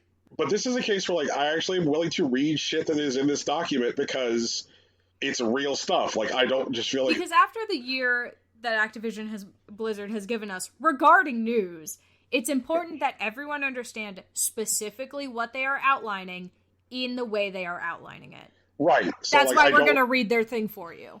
Yes. Like, I do not just feel like I'm reciting their magic spell. Right, exactly. We're not just, like, shilling at this point. We're saying, like, no, this is their actual statement. This is what we are holding them to. Yes. Number one, we are launching a new zero-tolerance harassment policy company-wide. In the past, when we discovered and substantiated harassment, we terminated some employees and provided verbal or written warnings of different disciplinary actions to others. Also, I am not going to sit here and drag them individually on any shitty thing that they have previously done, because basically they're acknowledging in this document, we did shitty things. Here's how we're not going to do shitty things now. I mean, to be fair, we also have drugged them individually in previous shows throughout the year. Right. So, we don't have to rehash it. If you want to see us fucking bomb them, there is ample evidence of that. Yeah, there's like 10 episodes easily, plus we're definitely going to talk about it for Game of the Year. Yeah, okay. In retrospect, to achieve our goals of workplace excellence, this approach is no longer adequate. We need tougher rules and consistent monitoring across the entire company to make sure reports are being handled correctly and discipline is appropriate and swift. As a result, we are implementing a zero-tolerance policy across Activision Blizzard that will be applied consistently. Our goal is to have the strictest harassment and non-retaliation policies of any employer, that we will continue to examine and tighten our standards to achieve this goal everywhere we do business. Any Activision Blizzard employee found through our investigative process and resources to have retaliated against anyone for making a compliance complaint will be terminated immediately. So, like, they're not even speaking to, like, harassment. They're talking about retaliation. Mm-hmm. So, like, I'm like, that's fucking good. That's foundational. That's good. In many other instances of workplace misconduct, we will no longer rely on written warnings. Termination will be the outcome, including in most cases of harassment based on any legally protected category. Further employment contracts and equity awards will be clear. Termination for these reasons will result in immediate forfeiture of future compensation. We want to ensure that employees who file reports are encouraged, protected, and heard. For all reports of harassment and retaliation, we will investigate the allegations and whether the Activision Blizzard personnel who received the report of such behavior took the appropriate steps to protect the integrity of our compliance processes. That's also important. Like, chain of custody of knowledge is like a huge fucking thing. Like, so often people are like, I made a report, then nothing happened. Actually tracing custodies of, like, knowledge who knew what when, that's a huge thing. There may be some places around the world where local laws may restrict some of these measures. In those cases, we will apply the highest permissible standards and the strongest possible discipline. That is also a good call out, because there are countries in which Activision operates where there are laws that would prohibit them from immediately terminating someone. Mm-hmm. Immediate termination laws in France are pretty strict, for example. Mm-hmm. You pretty much have to kill someone with a fucking axe, like, in the office. I think you can also do arson. I think arson also gets you immediately terminated. Yeah, so, like, I'm also glad that they have that call out there, that, like, look, there are some countries where laws will prohibit us from immediately firing people, but in those cases, we will take the strongest, like, legally possible action. Number 2, we will increase the percentage of women and non-binary people in our workforce by 50%, and we will invest $250 million to accelerate opportunities for diverse talent. Today, approximately 23% of our global employee population identifies as women or non-binary. Building on the success that King, that specific division, that King and other business units have achieved, we will seek to increase our percentage of women and non-binary professionals by approximately 50% to more than 1/3 across the entire company within the next 5 years, and hopefully faster. Each franchise team, business unit, and functional area will be expected to have plans to help fulfill this ambition. With respect to diversity, while we perform better than our peers, with 30% of our U.S. workforce from diverse or underrepresented communities, broadening this progress will continue to be a significant focus of mine. This is Kotick speaking, as well as the company, business unit, and franchise leadership. To further this commitment, we'll be investing an additional $250 million over the next 10 years in initiatives that foster expanded opportunities in gaming and technology for underrepresented communities. This commitment includes inspiring diverse talent to pursue career opportunities in gaming through an ABK Academy that includes partnerships with colleges and technical schools serving underrepresented communities, mentorships for participants, and rotating apprenticeship program that leads to game development jobs similar to the programs we began with the United Negro College Fund and Management Leadership for Tomorrow. We will also provide learning, development, advanced degree opportunities for current employees to increase the number of women and those from underrepresented communities in leadership positions across the company and in our industry. In the coming months, Brian Bullatow, Julie Hodges, and I will share details about how we are operationalizing these goals and implementing and measuring this expanded investment. This seems really, really fucking good. Mm-hmm. There are hard numbers in there for, like, higher goals. There are hard numbers in there for, like, commitments to, like mentorships and college programs and industry development. Like, again, like, you got to get there, but like this is measurable. Number 3, based on feedback from employees, we are waiving required arbitration of sexual harassment and discrimination claims for any Activision Blizzard employee who chooses not to arbitrate an individual claim of sexual harassment, unlawful discrimination, or related retaliation arising in the future. The company will waive any obligation to do so. This also, I have split feelings here, Tegan. I feel like this is mostly a good thing, but I also, this is the first one where I can... Where you're like, also, wait... Where I start to nakedly see their ass. Which is that, like, Activision Blizzard is putting some very good things on the table. I'm not saying that any of these things are bad things. I think that having an arbitration requirement for employees in the first place is bad. And so, like, saying, like, okay, we'll waive it is, like, a step in the right direction. But this is the first one of these that feels like the thing that I can taste in my mouth is, please don't unionize. Please don't unionize. Please don't. Yep. I thought the same thing. Okay, at least we both felt that. I agree that, like, saying, like, hey, if you want to sue us, fucking go ahead.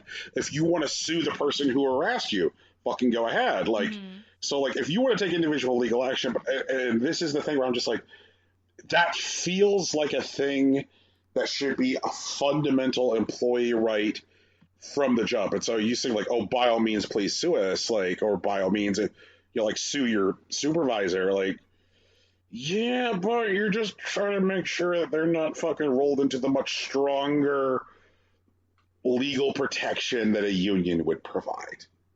Number 4, we will continue to increase visibility on pay equity, as described in our recent note from our president, Daniel Allegri, and our chief administrative officer, Brian Bulatow. The company continues to focus on pay equity for employees. In fact, our U.S. analysis showed that women at the company on average earned slightly more than men for comparable work in 2020. To ensure transparency on our continuing commitment to pay equity, we will report these results annually. Do I think a company should have mechanisms in place for transparency on pay? I absolutely do. I think that's great. Do I think that this is also them saying, like, could you guys please not discuss wages at an individual level? I think that's also here as well. Like, so like, so far, like, numbers 3 and 4, I feel like are good, but, like, I definitely feel the undercurrent of, like, please stay away union, please stay away union. Like I look at that and I'm like, yeah, like, I'm really glad that they're setting up mechanisms for, like, visibility into pay equity, and that they're talking about, like, what's going on with that in the company, and that they're going to have, like, an annual disclosure. But gosh, it feels like them saying, like, please don't discuss your wages with your coworkers. Yeah, it does. Yeah. And 5th, we will provide regular progress updates. We'll be monitoring the progress of our business units, franchise teams, and functional leaders with respect to workplace initiatives, and we'll provide a status report quarterly. We'll also be adding a dedicated focus on this vital work in our annual report to shareholders in our annual ESG report, with information on gender hiring, diversity hiring, and workplace progress. This also feels important because, like, if they had, like, said the first 4 things but had not outlined mechanisms to measure progress, they're useless. So the 5th thing being, like, we're going to create, like, regular mechanisms for measuring progress seems vital. Yes, I agree. Here's my problem with this specifically. Okay. And this is something that I see as, like, one of those people who is often, like, lower rung sort of deal. I feel like there's still going to be a lot of judgment from the people who stay on throughout all of this. like, specifically all of the people who have been causing problems regularly, because now it doesn't matter, like, what your actual, like, credentials are, like, you're a diversity hire, you know? I feel like there's gonna be a lot of that shit, at least early on, until those guys get weeded out, and that's gonna be a big pain in everybody's ass. You know? Working with an entire team, essentially, who, like, views every new person who comes in as, oh, you're a diversity hire. Like, you weren't actually good. Activision Blizzard is just trying to meet their new goals that they set up, you know? I feel that energy from, like, the workforce, not from... Sure. You know, and from, like, being a woman in the workforce, like... Right. So I guess the thing which is important there is that the mechanisms for getting rid of people who create... that kind of environment, they better be fully functional. Yeah. Fully functional, well-oiled, and able to take swift action with, like, and, like, have that action be timely. Because I think if any of these sorts of paths end up dragging out, it doesn't, like, they're literally never going to be able to recover. Right. Also, if Todd gets led out of the building because Todd is harassing people and Todd is bad, then when Todd and his cardboard box go, then say to the people who are not Todd is gone because Todd is harassed people. We're not going to get into the individual particulars to protect the people who are victims of Todd, but we want to say that, like, this is what Todd was doing and that this behavior is unacceptable and that this is the consequence.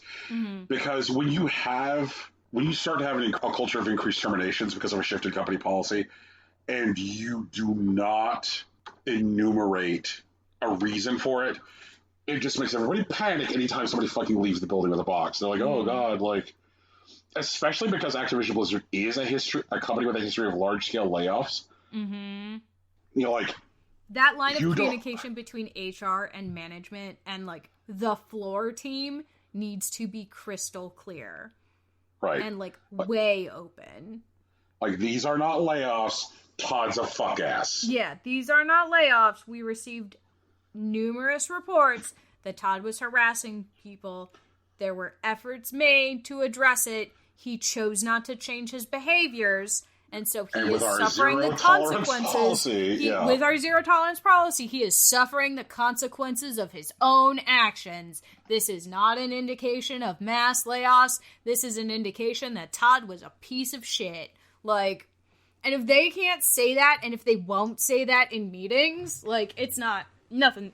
This whole thing is, like, it's so delicate. Like, the thing that they say they're going to do, and then their execution of this thing that they want to do needs to be flawless, or it's all gonna fall apart. But I really want to call out, because, like, something that we have been saying on the show throughout the year, like, ever since this stuff started to, like, really break at high speed, is that, like, whatever steps they took and whatever steps they outlined needed to be meaningful. They needed to be real. They needed to be measurable. And these feel like measurable, meaningful steps. We will see if they can actually execute them. Right. Like, but, like, I'm... They met the minimum bar. Now we have to see if they can do it. There is a difference between, like, making a commitment and keeping a commitment. They have made a commitment, you know? We will now see if they can keep a commitment. I'll put it this way. I like the underlying potential outcome of a lot of this stuff. The vibe is excellent. The vibe is excellent. The energy they are trying to put into the universe to say, like, no, we're really changing is very good. This is not some shitty-ass YouTube apology video. This is somebody saying, hey, we fucked up. We recognize we need to change drastically, and we're going to try. Right. But also, now, you're a multi-million-dollar company, you fucking better do it. Now, there are other pieces in play here, which is that, like, Activision Blizzard really felt like it was going to be the thing that caused the dam to break and for unionization to come to video games in the United States. And this seems to be them saying like, oh shit, oh shit, oh shit, oh shit. Like the stuff that we have, are going to need to say is going to need to be real, and we actually have to do it in order to make sure that unionization doesn't happen. Mm-hmm. So, like, I would like to offer Activision Blizzard an unofficial 6 point to promise. Mm-hmm. It's like, Activision Blizzard, like, we love all of these commitments. These commitments are great. But you know who'd be a great partner in keeping these commitments? An employee union. If you want an accountability buddy, a union will be the accountability buddy that will beat you about the head, management. Mm-hmm. You know, let's fucking do it. You want to, like, you really want to show us that you want to stand on the right side of history, Activision Blizzard? Do all 5 of these things. But also, do not stand in the way of unionization.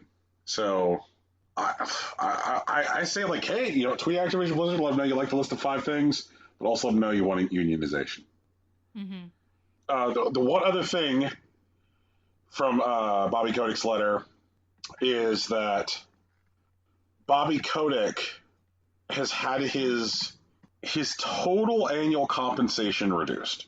So, like, earlier this year, Bobby Kotick had his salary reduced from $1.75 million a year to $875,000, but most people called out like, well, that's fucking stupid and nearly worthless because of Bobby Kotick's like stock options and his bonus package.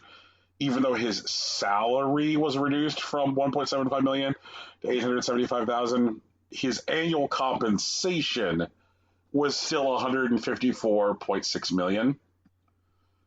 Right? Mm-hmm. Because his salary accounted for such a small percentage of his compensation.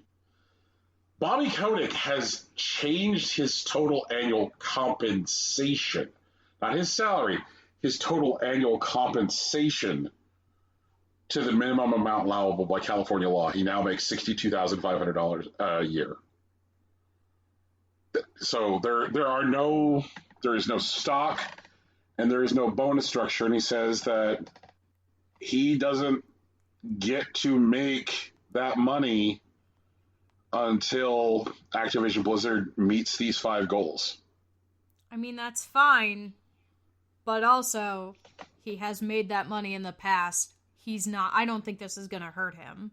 Oh, yeah, no, like it's not like he's gonna no longer have access to all of the assets he had previously or anything, like... Sure, but, like, as part of a conversation about, like, executive compensation and giving teeth to this list of objectives, saying, like, now, back to Brian being cynical again for a second, because Brian's really good at that. Mm-hmm. Brian is very good at that. We appreciate it. Is, let's say the board at Activision Blizzard says, okay, this gets us most of the way there, but the people still want one more thing. The people want the head of Bobby Kotick. Because there have definitely been, we have actually cried for the head of Bobby Kotick on this show. I do want to make it very clear we have cried for the head of Bobby Kotick in metaphor only. We want him fired. We don't want him actually, like, that was not like a threat, you know? Right. I feel like we should be clear on that. Like, we just wanted his job. We didn't want his life. Just in case people are stupid, you know, and don't, like, understand nuance. Like... That is a good point. Some people are denser than tungsten. Yeah, it's me. So, if Activision Blizzard decides that, well, this is all well and good, but people won't be satisfied until they have the head of Bobby Kotick, and they terminate Bobby Kotick, there's nothing that says that whoever the incoming replacement CEO will be won't be compensated better than Bobby Kotick, because this is Bobby Kotick's personal commitment on compensation until they meet these goals. Who says that the incoming CEO would make the same commitment? Mm-hmm. And also, firing Bobby Kotick would activate Bobby Kotick's, like, golden parachute. Right. Yeah. So, if Activision Blizzard decides to take the step of people will be happy until they see a man swinging from the gallows in a square. Metaphorically. Then that will... Yeah, yes. Metaphorically. Until a real man swings from the metaphorical gallows, they won't be happy. Then what that will likely do is spend a whole bunch more money on executive compensation. Because firing Bobby Kotick would cost money, and then whoever they would bring in to replace Bobby Kotick will undoubtedly cost more money. So Bobby Kotick, like, sitting right where the fuck he is until the term of his current contract expires is going to be the most cost-effective thing. That's what I think. Yeah, you're not wrong. Like, even if you hate Bobby Kotick, and there are plenty of reasons to hate him, firing him is probably worse at this point for making sure that, like, that there's lots of walking around money for Activision to spend on these initiatives. Here's the best of both worlds, okay? They complete all 5 initiatives. So Bobby Kotick's salary can go back up, and instead of Bobby Kotick's salary going back up, they fire him. I don't want them to fire him, because firing him activates his parachute. But Bobby Kotick does work on a contracted basis with a contracted basis. The contract is not terms. renewed. That's the one I want. Yeah. There we go. So, don't fire Bobby Kotick, because firing Bobby Kotick is expensive. But instead be like, thank you so much, Bobby Kotick. We wish you the best in your future endeavors. Mm-hmm. God bless. You brought about big changes to the office space here. Goodbye. And then he could be like, he's gonna turn around and get picked up somewhere else by some other thing for being like, I turned around Activision shitty employee stuff. You know, like, he'll be fine.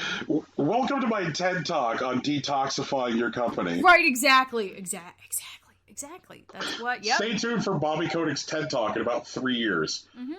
In fact, you know what? Go ahead and put that in the prediction vault, Tegan. Okay. Bobby Kotick TED Talk within 3 years. Disgusting. I hate it. Do you hate it because you think it's real and that I've said a thing? I hate it because I'm absolutely committed. If not in 3 years, in 10. Like, within the next 10 years. Jeez. Tegan, I think you've got some news about Evo. Yeah, I do have news about Evo. Rocky isn't here to cover Evo news, so I have to do it. I apologize ahead of time, Rocky. I apologize. I know you're listening. I apologize.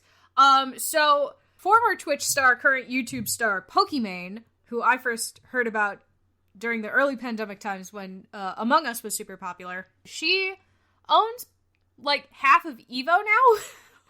Well, what? Yep. Wednesday, Pokimane announced, this past Wednesday, not yesterday when the show comes out. This past Wednesday, Pokimane announced that she is the co-founder and chief creative officer of RTS, which is a talent management and brand consulting firm for gaming creators. Excellent. RTS is the company that purchased Evo with Sony earlier this year. Oh, I guess so she owns like a fourth of Evo, technically. Not half, a fourth.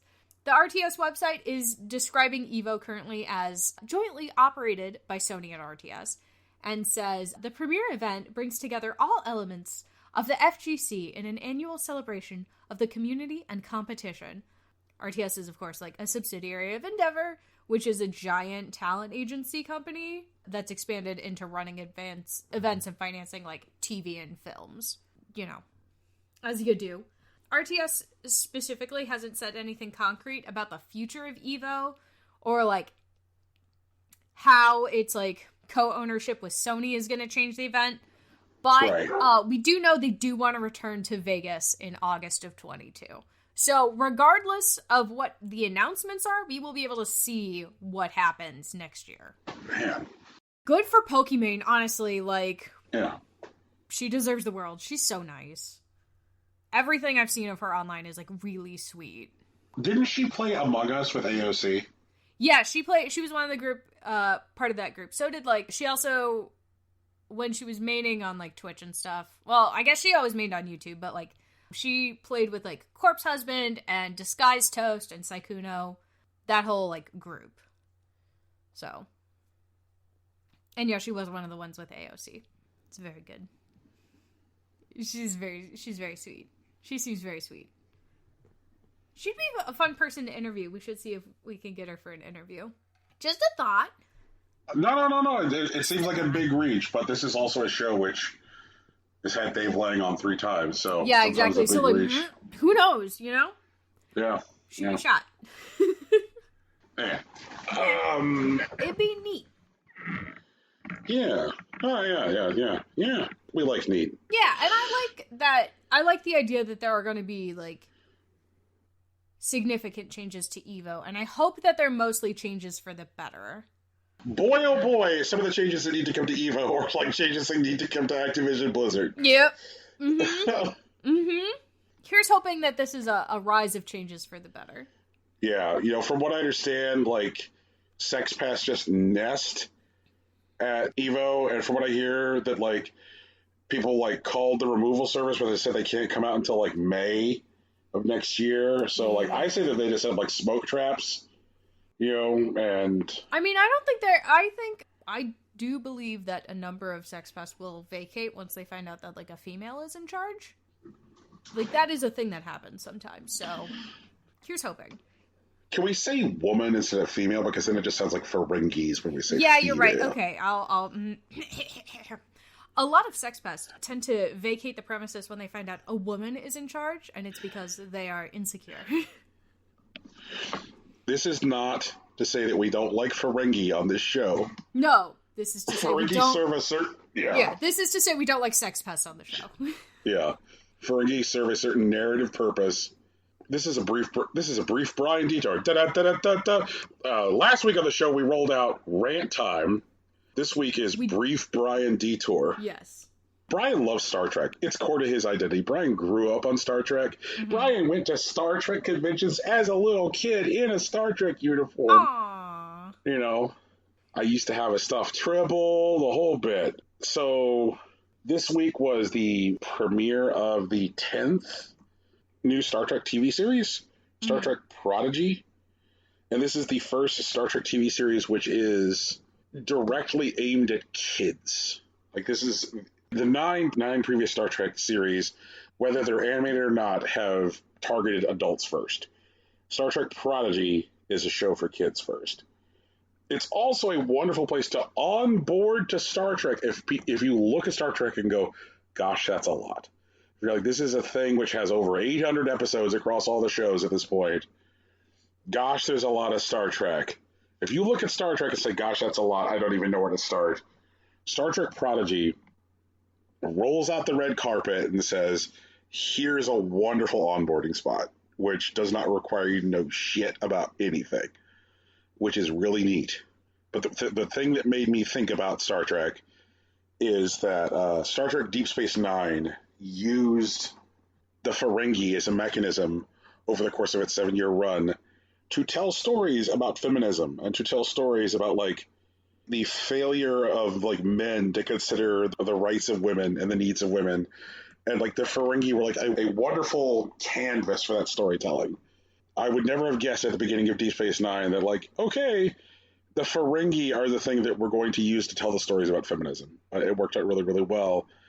And, like, it really just reminds me, anytime I just hear some fucking joker online be like, females, I'm like, oh my god. Like, half the time I'll just respond with a gif of the Ferengi. It's like, this is the Ferengi. You do a Ferengi. I know that Tegan did not mean to do a Ferengi, but the Ferengi. The Ferengi, Tegan.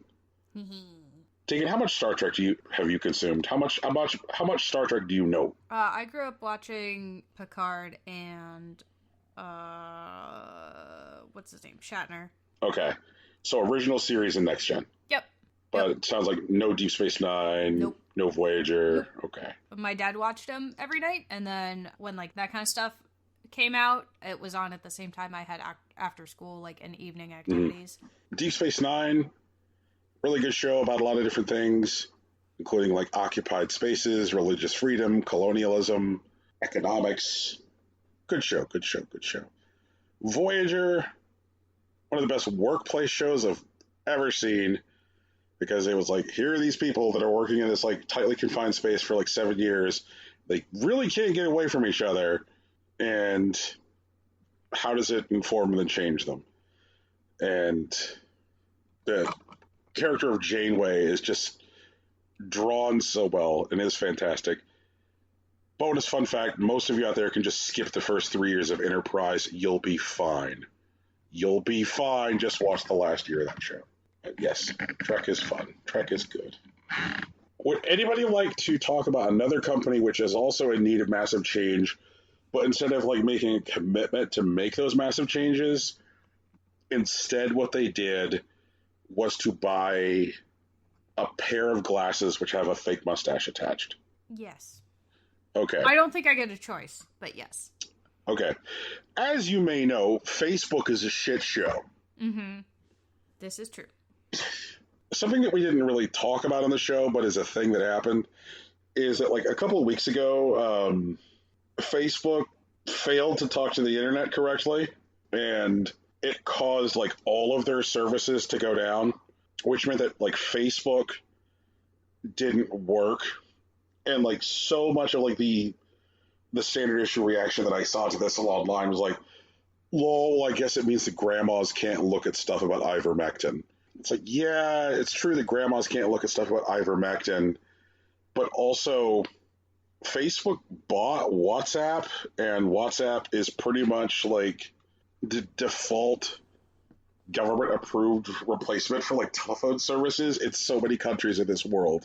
All of Facebook services being down is pretty much toppled infrastructure in a lot of like South Asia. People can't get in touch with anybody in the fucking Philippines. Mm-hmm. That's real, you know? Like, sure, your fucking grandma can't read up about the ivermectin, but there's whole places in this world, including like significant parts of India, like Thailand, Philippines, where people just can't fucking get in touch with anybody. That's a big deal. It also meant that like I couldn't use my Oculus because I would turn to my Oculus and it couldn't call home to mama. It's like, oh, I don't see nothing here.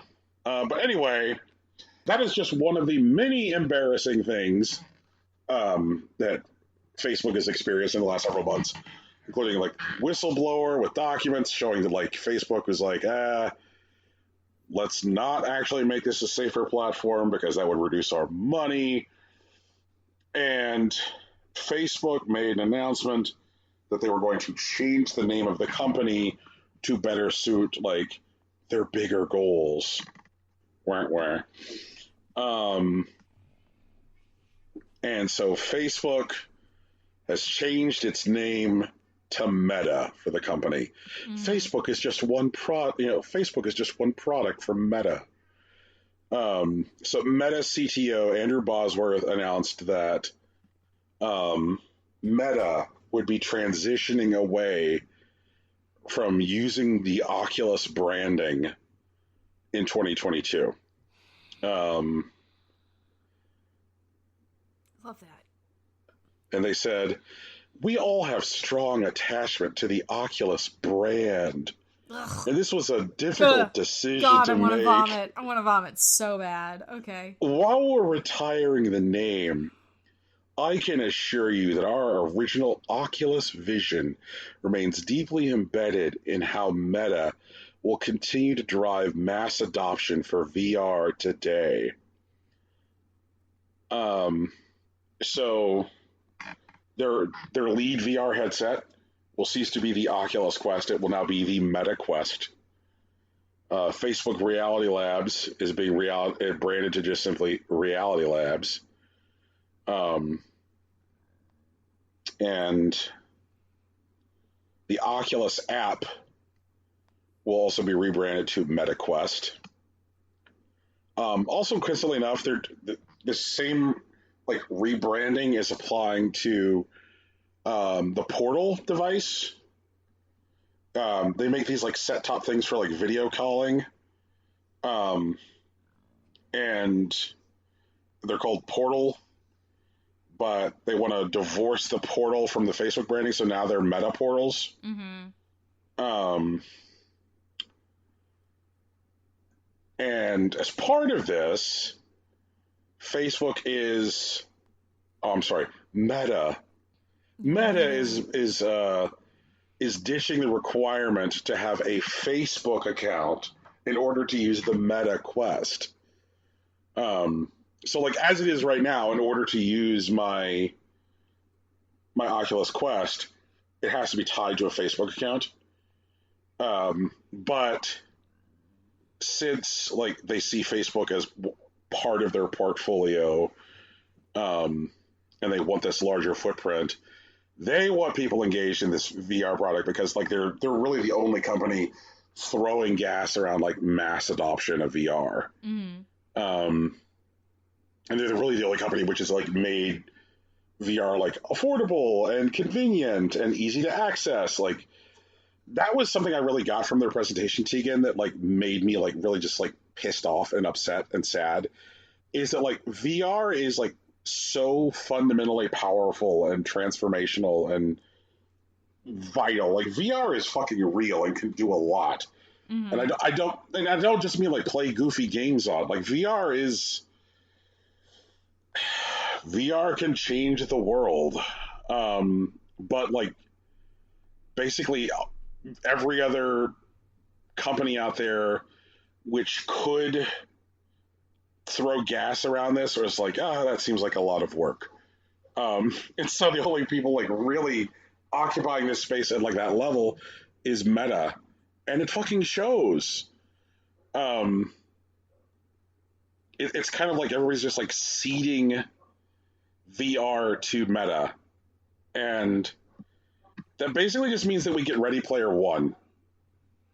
And it did not take long after them to have this event for Ready Player One to start trending on Twitter. And I'm like, yep, that checks out. Yep. That checks out. Mm-hmm.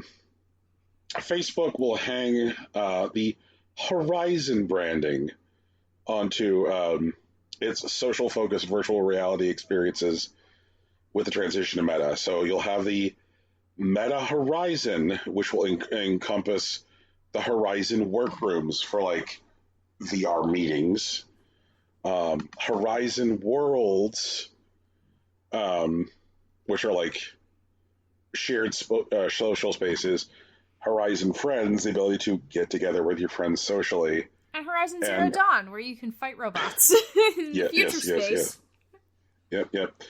One thing that they made clear is that, like, it'll essentially, like, create, like, a Horizon avatar, and so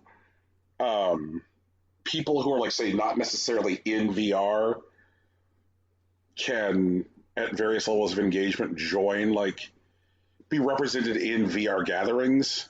So, like, let's say I'm hosting people in my Horizon profile, and I invite you to it.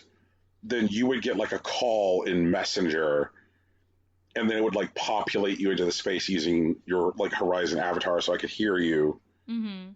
And it would, like, animate you appropriately based on, like, your tone of voice, etc. It's like, hey, look, there's a talking Tegan. But,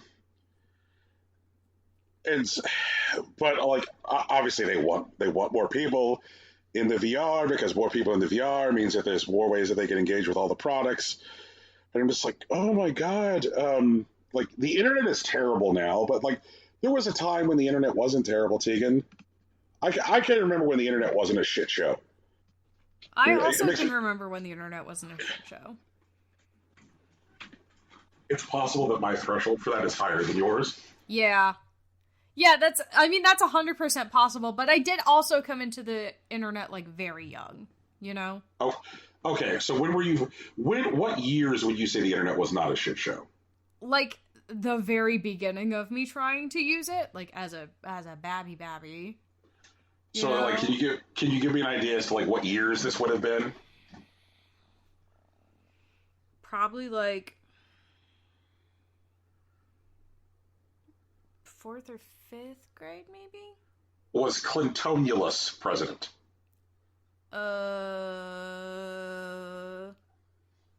Dude, I was a kid. I did not pay attention to who the president was, I'm not gonna lie, until after September 11th. Did the years start with 19 or did they start with 20? 19. Okay, then fine, yes. We agree. Yeah, like, I had the first internet connection on my street because my dad my dad's boss had the local company put it in for work. Okay. All right. So we were talking about the same period of time when, like, the internet was not shit. Right. But as soon as everyone was like, hey, we can turn this into pure money, it turned into garbage. Yeah, then it got bad. Yeah. And I'm just... Somewhere, like, Stuart is just nodding listening to this. Friend of the show, Stuart Templeton. Because he also remembers when the internet didn't suck and also laments the fact that VR will never really have that opportunity. It just makes me fucking sad, Tegan. It really does. Like, because everything they showed about, like, their various products, they're basically like, taking credit for a whole bunch of stuff that already exists as part of, like, other things. Like they were like... But they're putting them all in one space. Right. They're like, hey, look at this thing. I'm like, that sure looks like VR chat. They're like, hey, look at this thing. I'm like, that sure looks like PlayStation Home. And they're like, hey, look at all these things that we invented. I'm like, no, it just looks like you're the people who have the fucking gas and money to consolidate things that have been developed by other companies. Yep. But you gotta remember, the general public is stupid. And also, most people don't game. So, for a lot of these people, this is the first time they're really seeing it. So they do think that Facebook invented it. Well, I'm sorry, Meta invented it. My dog is upset about Meta. Yeah, that's okay. So, Tegan, I know that you like to cover Nintendo for us. What exciting, good Nintendo news do you have? I actually don't want to cover Nintendo anymore, but that's a discussion that we'll have later. The news that I have today is that Nintendo is closing their Redwood City and Toronto offices. And that is Redwood City, California, and Toronto, Canada, you know. The closure of the Redwood office is part of the resignation of their Senior Vice President of Sales and Marketing, Nick Chavez, who did announce earlier, yesterday, Friday, that he's moving to Kentucky Fried Chicken and the Yum Company to work with them instead. I'm very excited that the KFC console is going to get the leadership it needs for an effective launch. It feels fake. That feels fake that KFC was like, we're making a console, and now it's like, we're poaching talent from Nintendo for sales and marketing. Like, that feels, those two things I'm sure are unconnected, but they feel connected. We know that the KFC console was just a fucking stupid, like, media, like, stunt. Right, but now, you know there's someone out there with a big corkboard who's like, I've connected the dots. KFC is legitimately entering the console space. KFC is literally making a console, a perfect console, one that will keep your food warm and play video games. Oh god, ridiculous. Anyway, the Nintendo's like HQ is in Redmond, Washington. The Nintendo America HQ is in Redmond, Washington. That's not doing anything. Their Canadian branch, their headquarters is Vancouver, British Columbia, so like that's not doing anything. They are going to allow there's 100 employees who are being displaced out of Redwood specifically. Nintendo didn't really say how many employees total are going to be affected by the move, but is sort of suggesting via their public statement, which I'll read in a moment, that some of their employees will be able to relocate to the other offices. Their statement read, Nintendo America headquarters are in Richmond, Washington, and Vancouver, British Columbia. We are moving more of our employees and operations into those headquarters, and will be closing small satellite offices in Toronto, Ontario, and Redwood City, California over time. Devin Pritchard, Executive Vice President, Business Affairs and Publisher Relations of Nintendo of America, will assume interim leadership of sales, marketing, and communications following the departure of Nick Chavez. Ms. Pritchard will oversee strategy and execution of sales, marketing, and communications across the US and Canada. Redwood City, their offices were the ones that were focused on sales, marketing, and merchandising. So, like, the closure of that office in particular probably isn't going to affect any of the games or hardware coming out. Most of Nintendo's games, are developed overseas. Right. But it does also have a developer in, Retro Studios, which is in Texas. I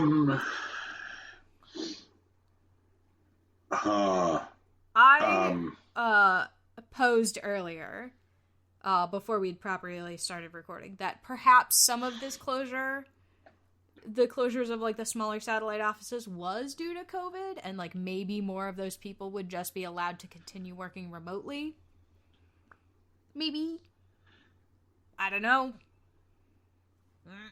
We'll see. But we did also discuss that, like, the SVP of marketing and sales was a position that was held by Doug Bowser and also Reggie Fils-Aimé before him. And so, like, that seems to be the main Nintendo of America executive leadership pipeline.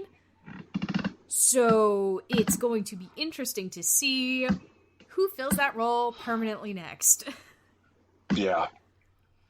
I think it's also interesting that in their statement that they mention employees saying that, like, the employees some employees will be able to relocate, like, which doesn't really imply that they're going to, like, look at, like, permanent, like, remote work, right, for these, like, Toronto and like RWC employees.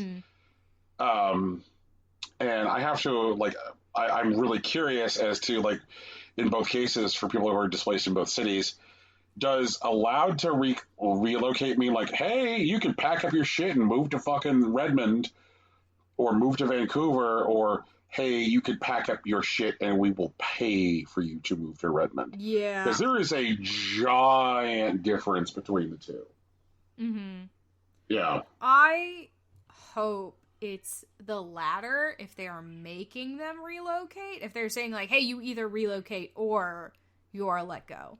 Right. So, or, like, like, you can put in your resignation or whatever. Like, I really hope if it's, like, those are the only two options, that, we will compensate your relocation is the way that they are presenting that. And then I hope that they are actually compensating that relocation.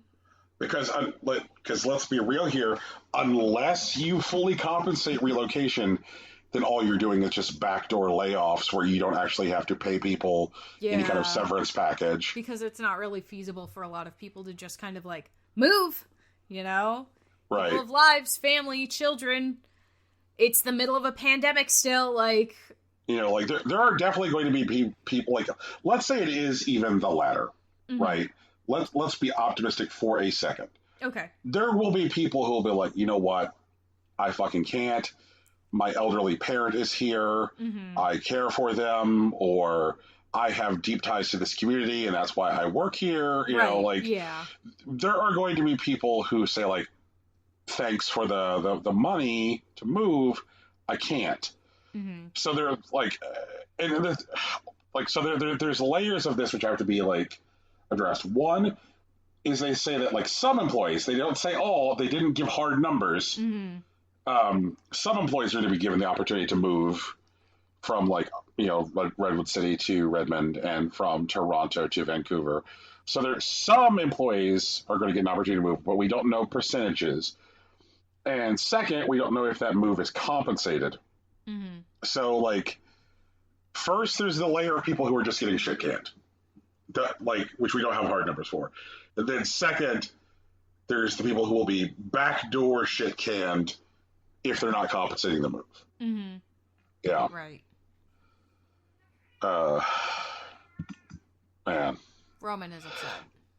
Yeah, it's a fair thing to be, like, upset about Roman. Like, also, like, I think a reason that it's, like, fair to be upset about Roman is that Satoru Iwata was, like, so deeply against layoffs. It was like foundational to his leadership philosophy. Like, there were times in his tenure as leader of Nintendo that he was literally doing the job without compensation, because laws for what CEOs get paid is a touch different in Japan, where he was doing the job without compensation in an effort to, like, avoid layoffs. When the 3DS launched and took a shit, you know, because nobody wanted to buy the 3DS at the price that they offered it at launch, and people were like, well, gosh, what happens now? Then Iwata was like, okay, well, I guess I don't make any money. And he was always throughout his, like, time at Nintendo, looking for people to save their jobs. Like, the Iwata Pokemon story is, like, very, very famous because, like Iwata did the work he did related to essentially fucking, like, rebuilding the code for, like, was it Pokemon Gold and Silver? Yeah, Pokemon Gold and Silver. Because, like, people were frantic and they're like, oh no, we'll lose our jobs. And he's like, okay, like, I don't want anybody to lose their job, at which point he then rebuilds the code for Pokemon Gold and Silver. And, like, we have definitely felt stuff, you know, consumer facing about, like, shifts in, like, leadership philosophy at that company. And this is, like, the biggest change for Nintendo. Right.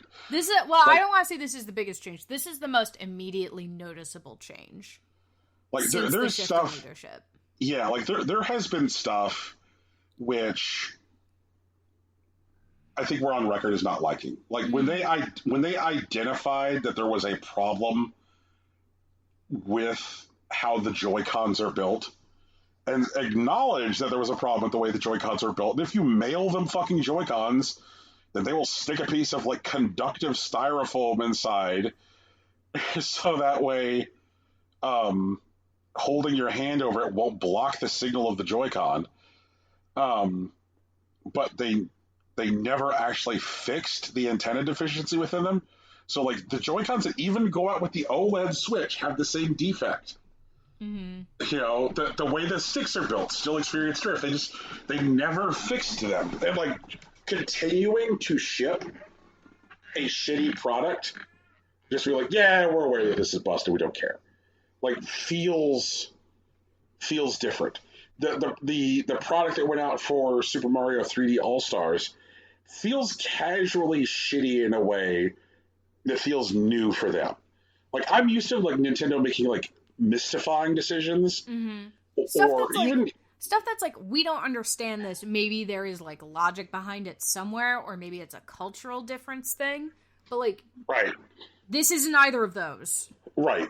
Nintendo, like, Super Mario 3D All-Stars was just nakedly greedy and bad. And, like, we tracked a lot of runway on this show trying to parse the online expansion pass. And it's just like, it felt nakedly greedy and bad. And then it launched, and it was bad. Like, it'd be one thing, if it launched and everything worked perfectly and it was beautiful, like, we might be having a different conversation around it, but, like, there's a lot of pitfalls that are happening that don't match up with, like, that Nintendo, like, quality seal of approval that we're used to seeing on Nintendo games. You know? That, like, something's wrong. Something is wrong here. The vibe is off. Tegan, I am curious, and I realize that you said that you wanted to talk about it later, but is this part of why you want to shift away from being on point I don't like it anymore. It's not fun. It's not good news. I don't feel like I'm celebrating stuff anymore. Like, it's gross. And I don't feel comfortable talking about it anymore, you know? Because, like, it's just getting shitty. And I don't like covering shitty news. I want to cover fun news. I want to talk about Sasha, the cute little femboy that they're adding to Animal Crossing, you know? I don't want to talk about, like, Nintendo's firing a bunch of people, and, like, that's not how they've run historically. Like, it feels bad. Same reason I don't like, the same reason that, like, when normally, like, boots on the ground, Call of Duty is, like, my thing, because I hate that franchise, because it comes out every year and it's fucking boring. When Activision started being, like, super shitty, and I was like, nope, I'm not touching this anymore. I'm not talking about it. I refuse. I will comment, but I will not talk about it. It's the same vibe. And to be fair, and this is kind of like a look behind the curtain for our listeners, we made a decision on the show to not cover Call of Duty specifically. Like no, Activision Blizzard products in general, like from like a product perspective, like there is a whole Hearthstone expansion that fucking launched since, you know, like things pitched into high gear at Activision Blizzard, and we didn't fucking talk about it because we didn't want to give them that advertising. Yeah, we're like. And this feels like the beginning of a slippery slope where I don't want to talk about Nintendo products anymore. And that is something that I am wrestling with personally because I mostly play Nintendo games. And it feels gross. I don't like it. And so, like, this is something we're gonna have to fucking figure out because I don't want to be a PlayStation stan, but I guess if I have to be, like, I will. Stay tuned for the first exciting episode of our new podcast next week. Capitalism, wow! Exclamation point. Capitalism WoW is where I will be exclusively partaking in the metaverse, and, like, you'll have to join me in my Metascape, in my Horizons home, for my virtual fireside chat about why meta is the best thing that's happened to me since MySpace. I will log into Twitter Spaces from my Horizon house, so I will be simultaneously engaging with two different social media services. And you can watch us live. Oh God! Fucking God! Oh God! This is the worst. This is very quickly turning into, like, the worst possible timeline, and I don't like it. Like, we're very swiftly dipping into the worst possible timeline for video games, and I don't... Like, they may be the best video games ever to come out, and I will never play them. And so there's some general things I want to say here. Number one, Nintendo has... Welcome to Rant Time, this time featuring Brian and Tegan. Yeah. Nintendo has not always been, like, sterling. In fact... Yes, I agree with that. Yeah, Nintendo has a bad reputation around crunch. In fact, there is a famous phrase associated with crunch at Nintendo. Mario time has a meaning there. Like, it's Mario time. Means, like, hope you don't love your family. Yeah, you will be sleeping in the office. Like, right, it's Mario time.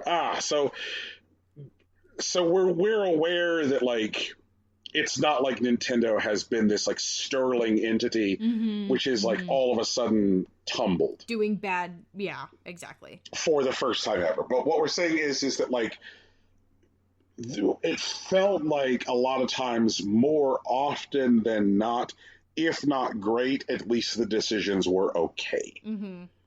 And I think the thing that, like, I know I'm struggling with, and it sounds like Tegan's struggling with as well, is that deciding that the decisions that Nintendo is making these days are not more often than not okay anymore. That, like, it feels like there's a lot of dog shit decisions coming out of that company. Yeah, I'm really concerned going forward, especially because, like, the new Kirby game's coming out, and, like, we all want to play the fucking 3D Kirby game. And, like, I know that I'm gonna take time off for Legend of Zelda Breath of the Wild 2, but, like, if this is the path Nintendo goes down, I can't in good consciousness, like, support it. So, like, and I feel like there are thresholds. We set a bar, and again, this is more looking behind the curtain. There were two companies on this show that we decided had behaved so bad materially that we were no longer going to give them space from a position of discussing their games. Mm-hmm. And Right. those two companies were Activision Blizzard and Ubisoft, Mm-hmm. because of the systemic fundamental failures in leadership to like address the badness going on at those companies.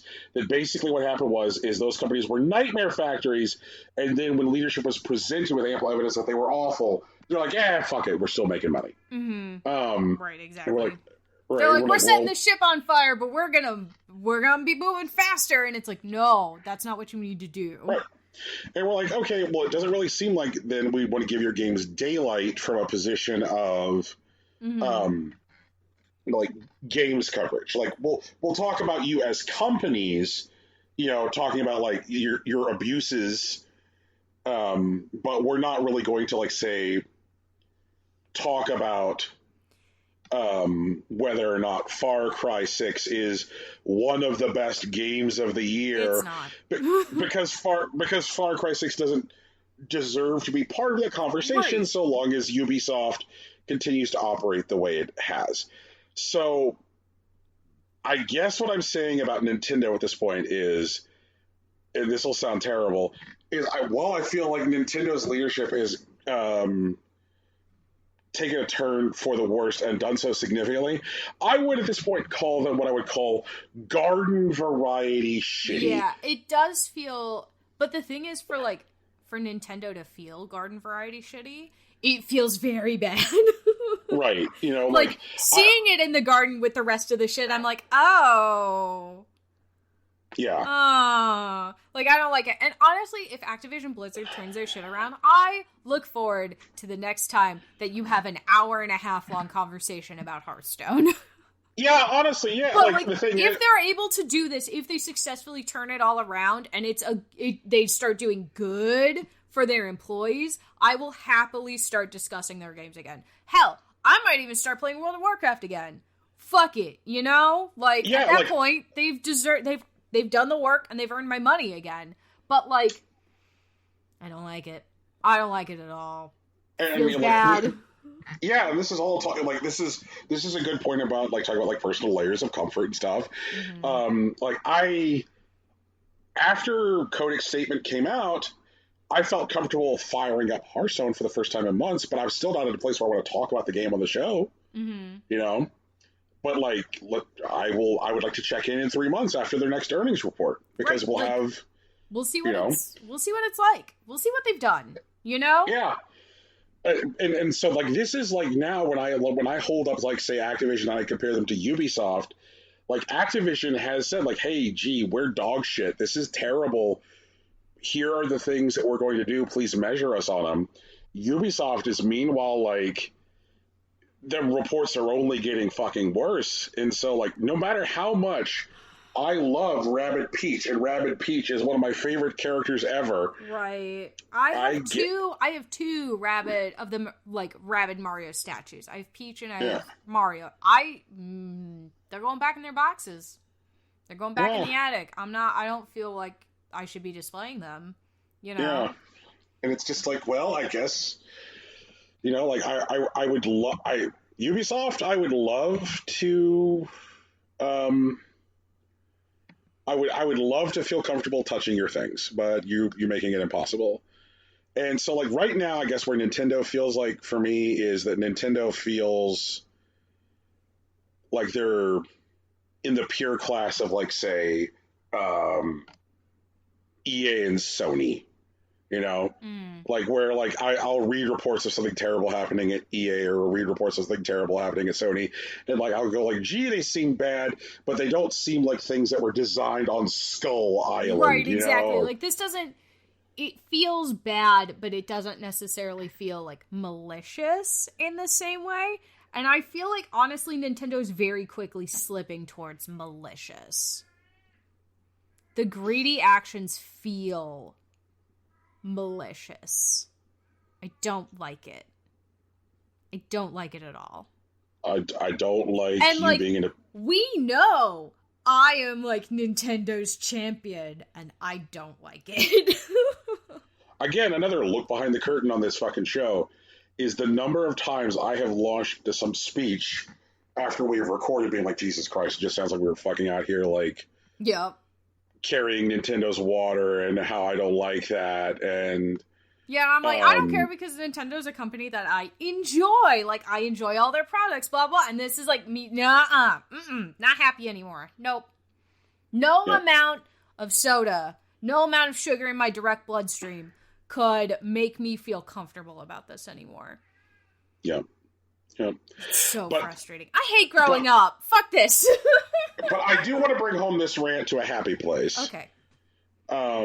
Which is that there is more exciting stuff going on right now in independent video game development than there ever has been before. Yes, that is true. That is very true.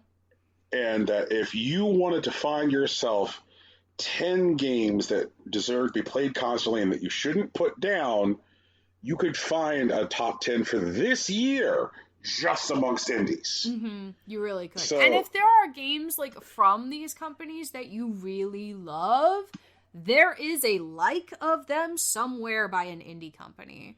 There's so many Zelda likes. There's gonna be an Animal Crossing like here in a bit. You know, like Second Dinner is making a Hearthstone like there's gonna be options. It'll be fine. Right. I know. It's so upsetting. So, and I guess that's like, you know, like really what I have to say is that like, don't give up on video games, because video games are an art form. Video games are a beautiful, wonderful thing, and there's like so much exciting expression in them. And so even if you're listening out there to us and you're like, gosh, it sounds like so much of these huge companies are on fire. Like, yeah, they are on fire, but like, you know, then you also have like games that, you know, like happened like the amount of talk on this show earlier this year around like Day Repeat Day, mm-hmm. you know, where it came out and it blew our fucking minds. Mm-hmm. Like that game is like one dude who plugged away for 3 years and made a really beautiful video game. Also, like, have you played Stardew? Did you know that the guy who did all of the game creation for Stardew is making a new game called Haunted Chocolatier? And I'm so excited about it. And did you also know that the studio that published Stardew is making their own Stardew-like game called Witches Academy? Like, you're gonna get 2 Stardew games pretty soon. Right. So... and honestly, sometimes these companies have to burn down so that other companies can come up. And that's also fine. Right. So do not let Ubisoft and Activision and Nintendo and EA and Sony and even Microsoft, do not let any of them don't let it throw you into despair. Yes. Just be cautious. That's the one. And watch their actions. So I'm pretty sure that's a show. So at this point, I'd like to tell folks that the music is the beginning and end of the podcast. Yes, we're a mess. Rocky, why aren't you here? Yeah, and that the music is by our kid brother Big Sach. You can find more of his music on SoundCloud at soundcloud.com/BigSachNJ. I'm pretty sure Big Sach has like got another band going now. I'd love for him to get some info so that way we could update our shout out to include stuff about his band. They released an EP recently. Yep, they did. Also, you can follow him on Twitter at Hillary_Swank. Our logo is available on a t-shirt, and that t-shirt and that logo was designed by Lauren Moran, extraordinarily talented. She continues to like design stuff for some of the biggest companies out there. We are lucky that she did work for us. Holy shit. Mm-hmm. It was a blessing. Yeah. I don't know how you swung that, but like, good on you, Brian. Yeah. Follow her on Twitter at Lauren Moran, and she has a Patreon. She's thinking about retiring it because at this point she's getting so much work. But if you get in, she has a tier which lets you get a commission, which is huge. This podcast is found just about wherever your podcasts are found, except for SoundCloud because SoundCloud is a mess. Yep. Okay. It consistently is bad. And then, of course, you can find the three of us on social media. Brian runs our Twitter. Rocky's on Facebook and Instagram. I'm on Tumblr. And Rocky and I both stream on Twitch. It's all at Impossible Coin. No underscores, no spaces. Nothing crazy like that. If you do see something, say something. We want to know any imposters. To us, not the cops. Never call the cops. Yeah, don't call the cops. Just tell it if someone is trying to impersonate Impossible Coin. Let me be clear. If someone is trying to impersonate Impossible Coin on the internet, let us know. Don't call the cops. That doesn't make any sense. Hypothetical Gallows. Hypothetical Gallows. Yeah, only Hypothetical Gallows. Jeez. All right, everybody. Peace. Bye. It's official. Thank you for podcasting.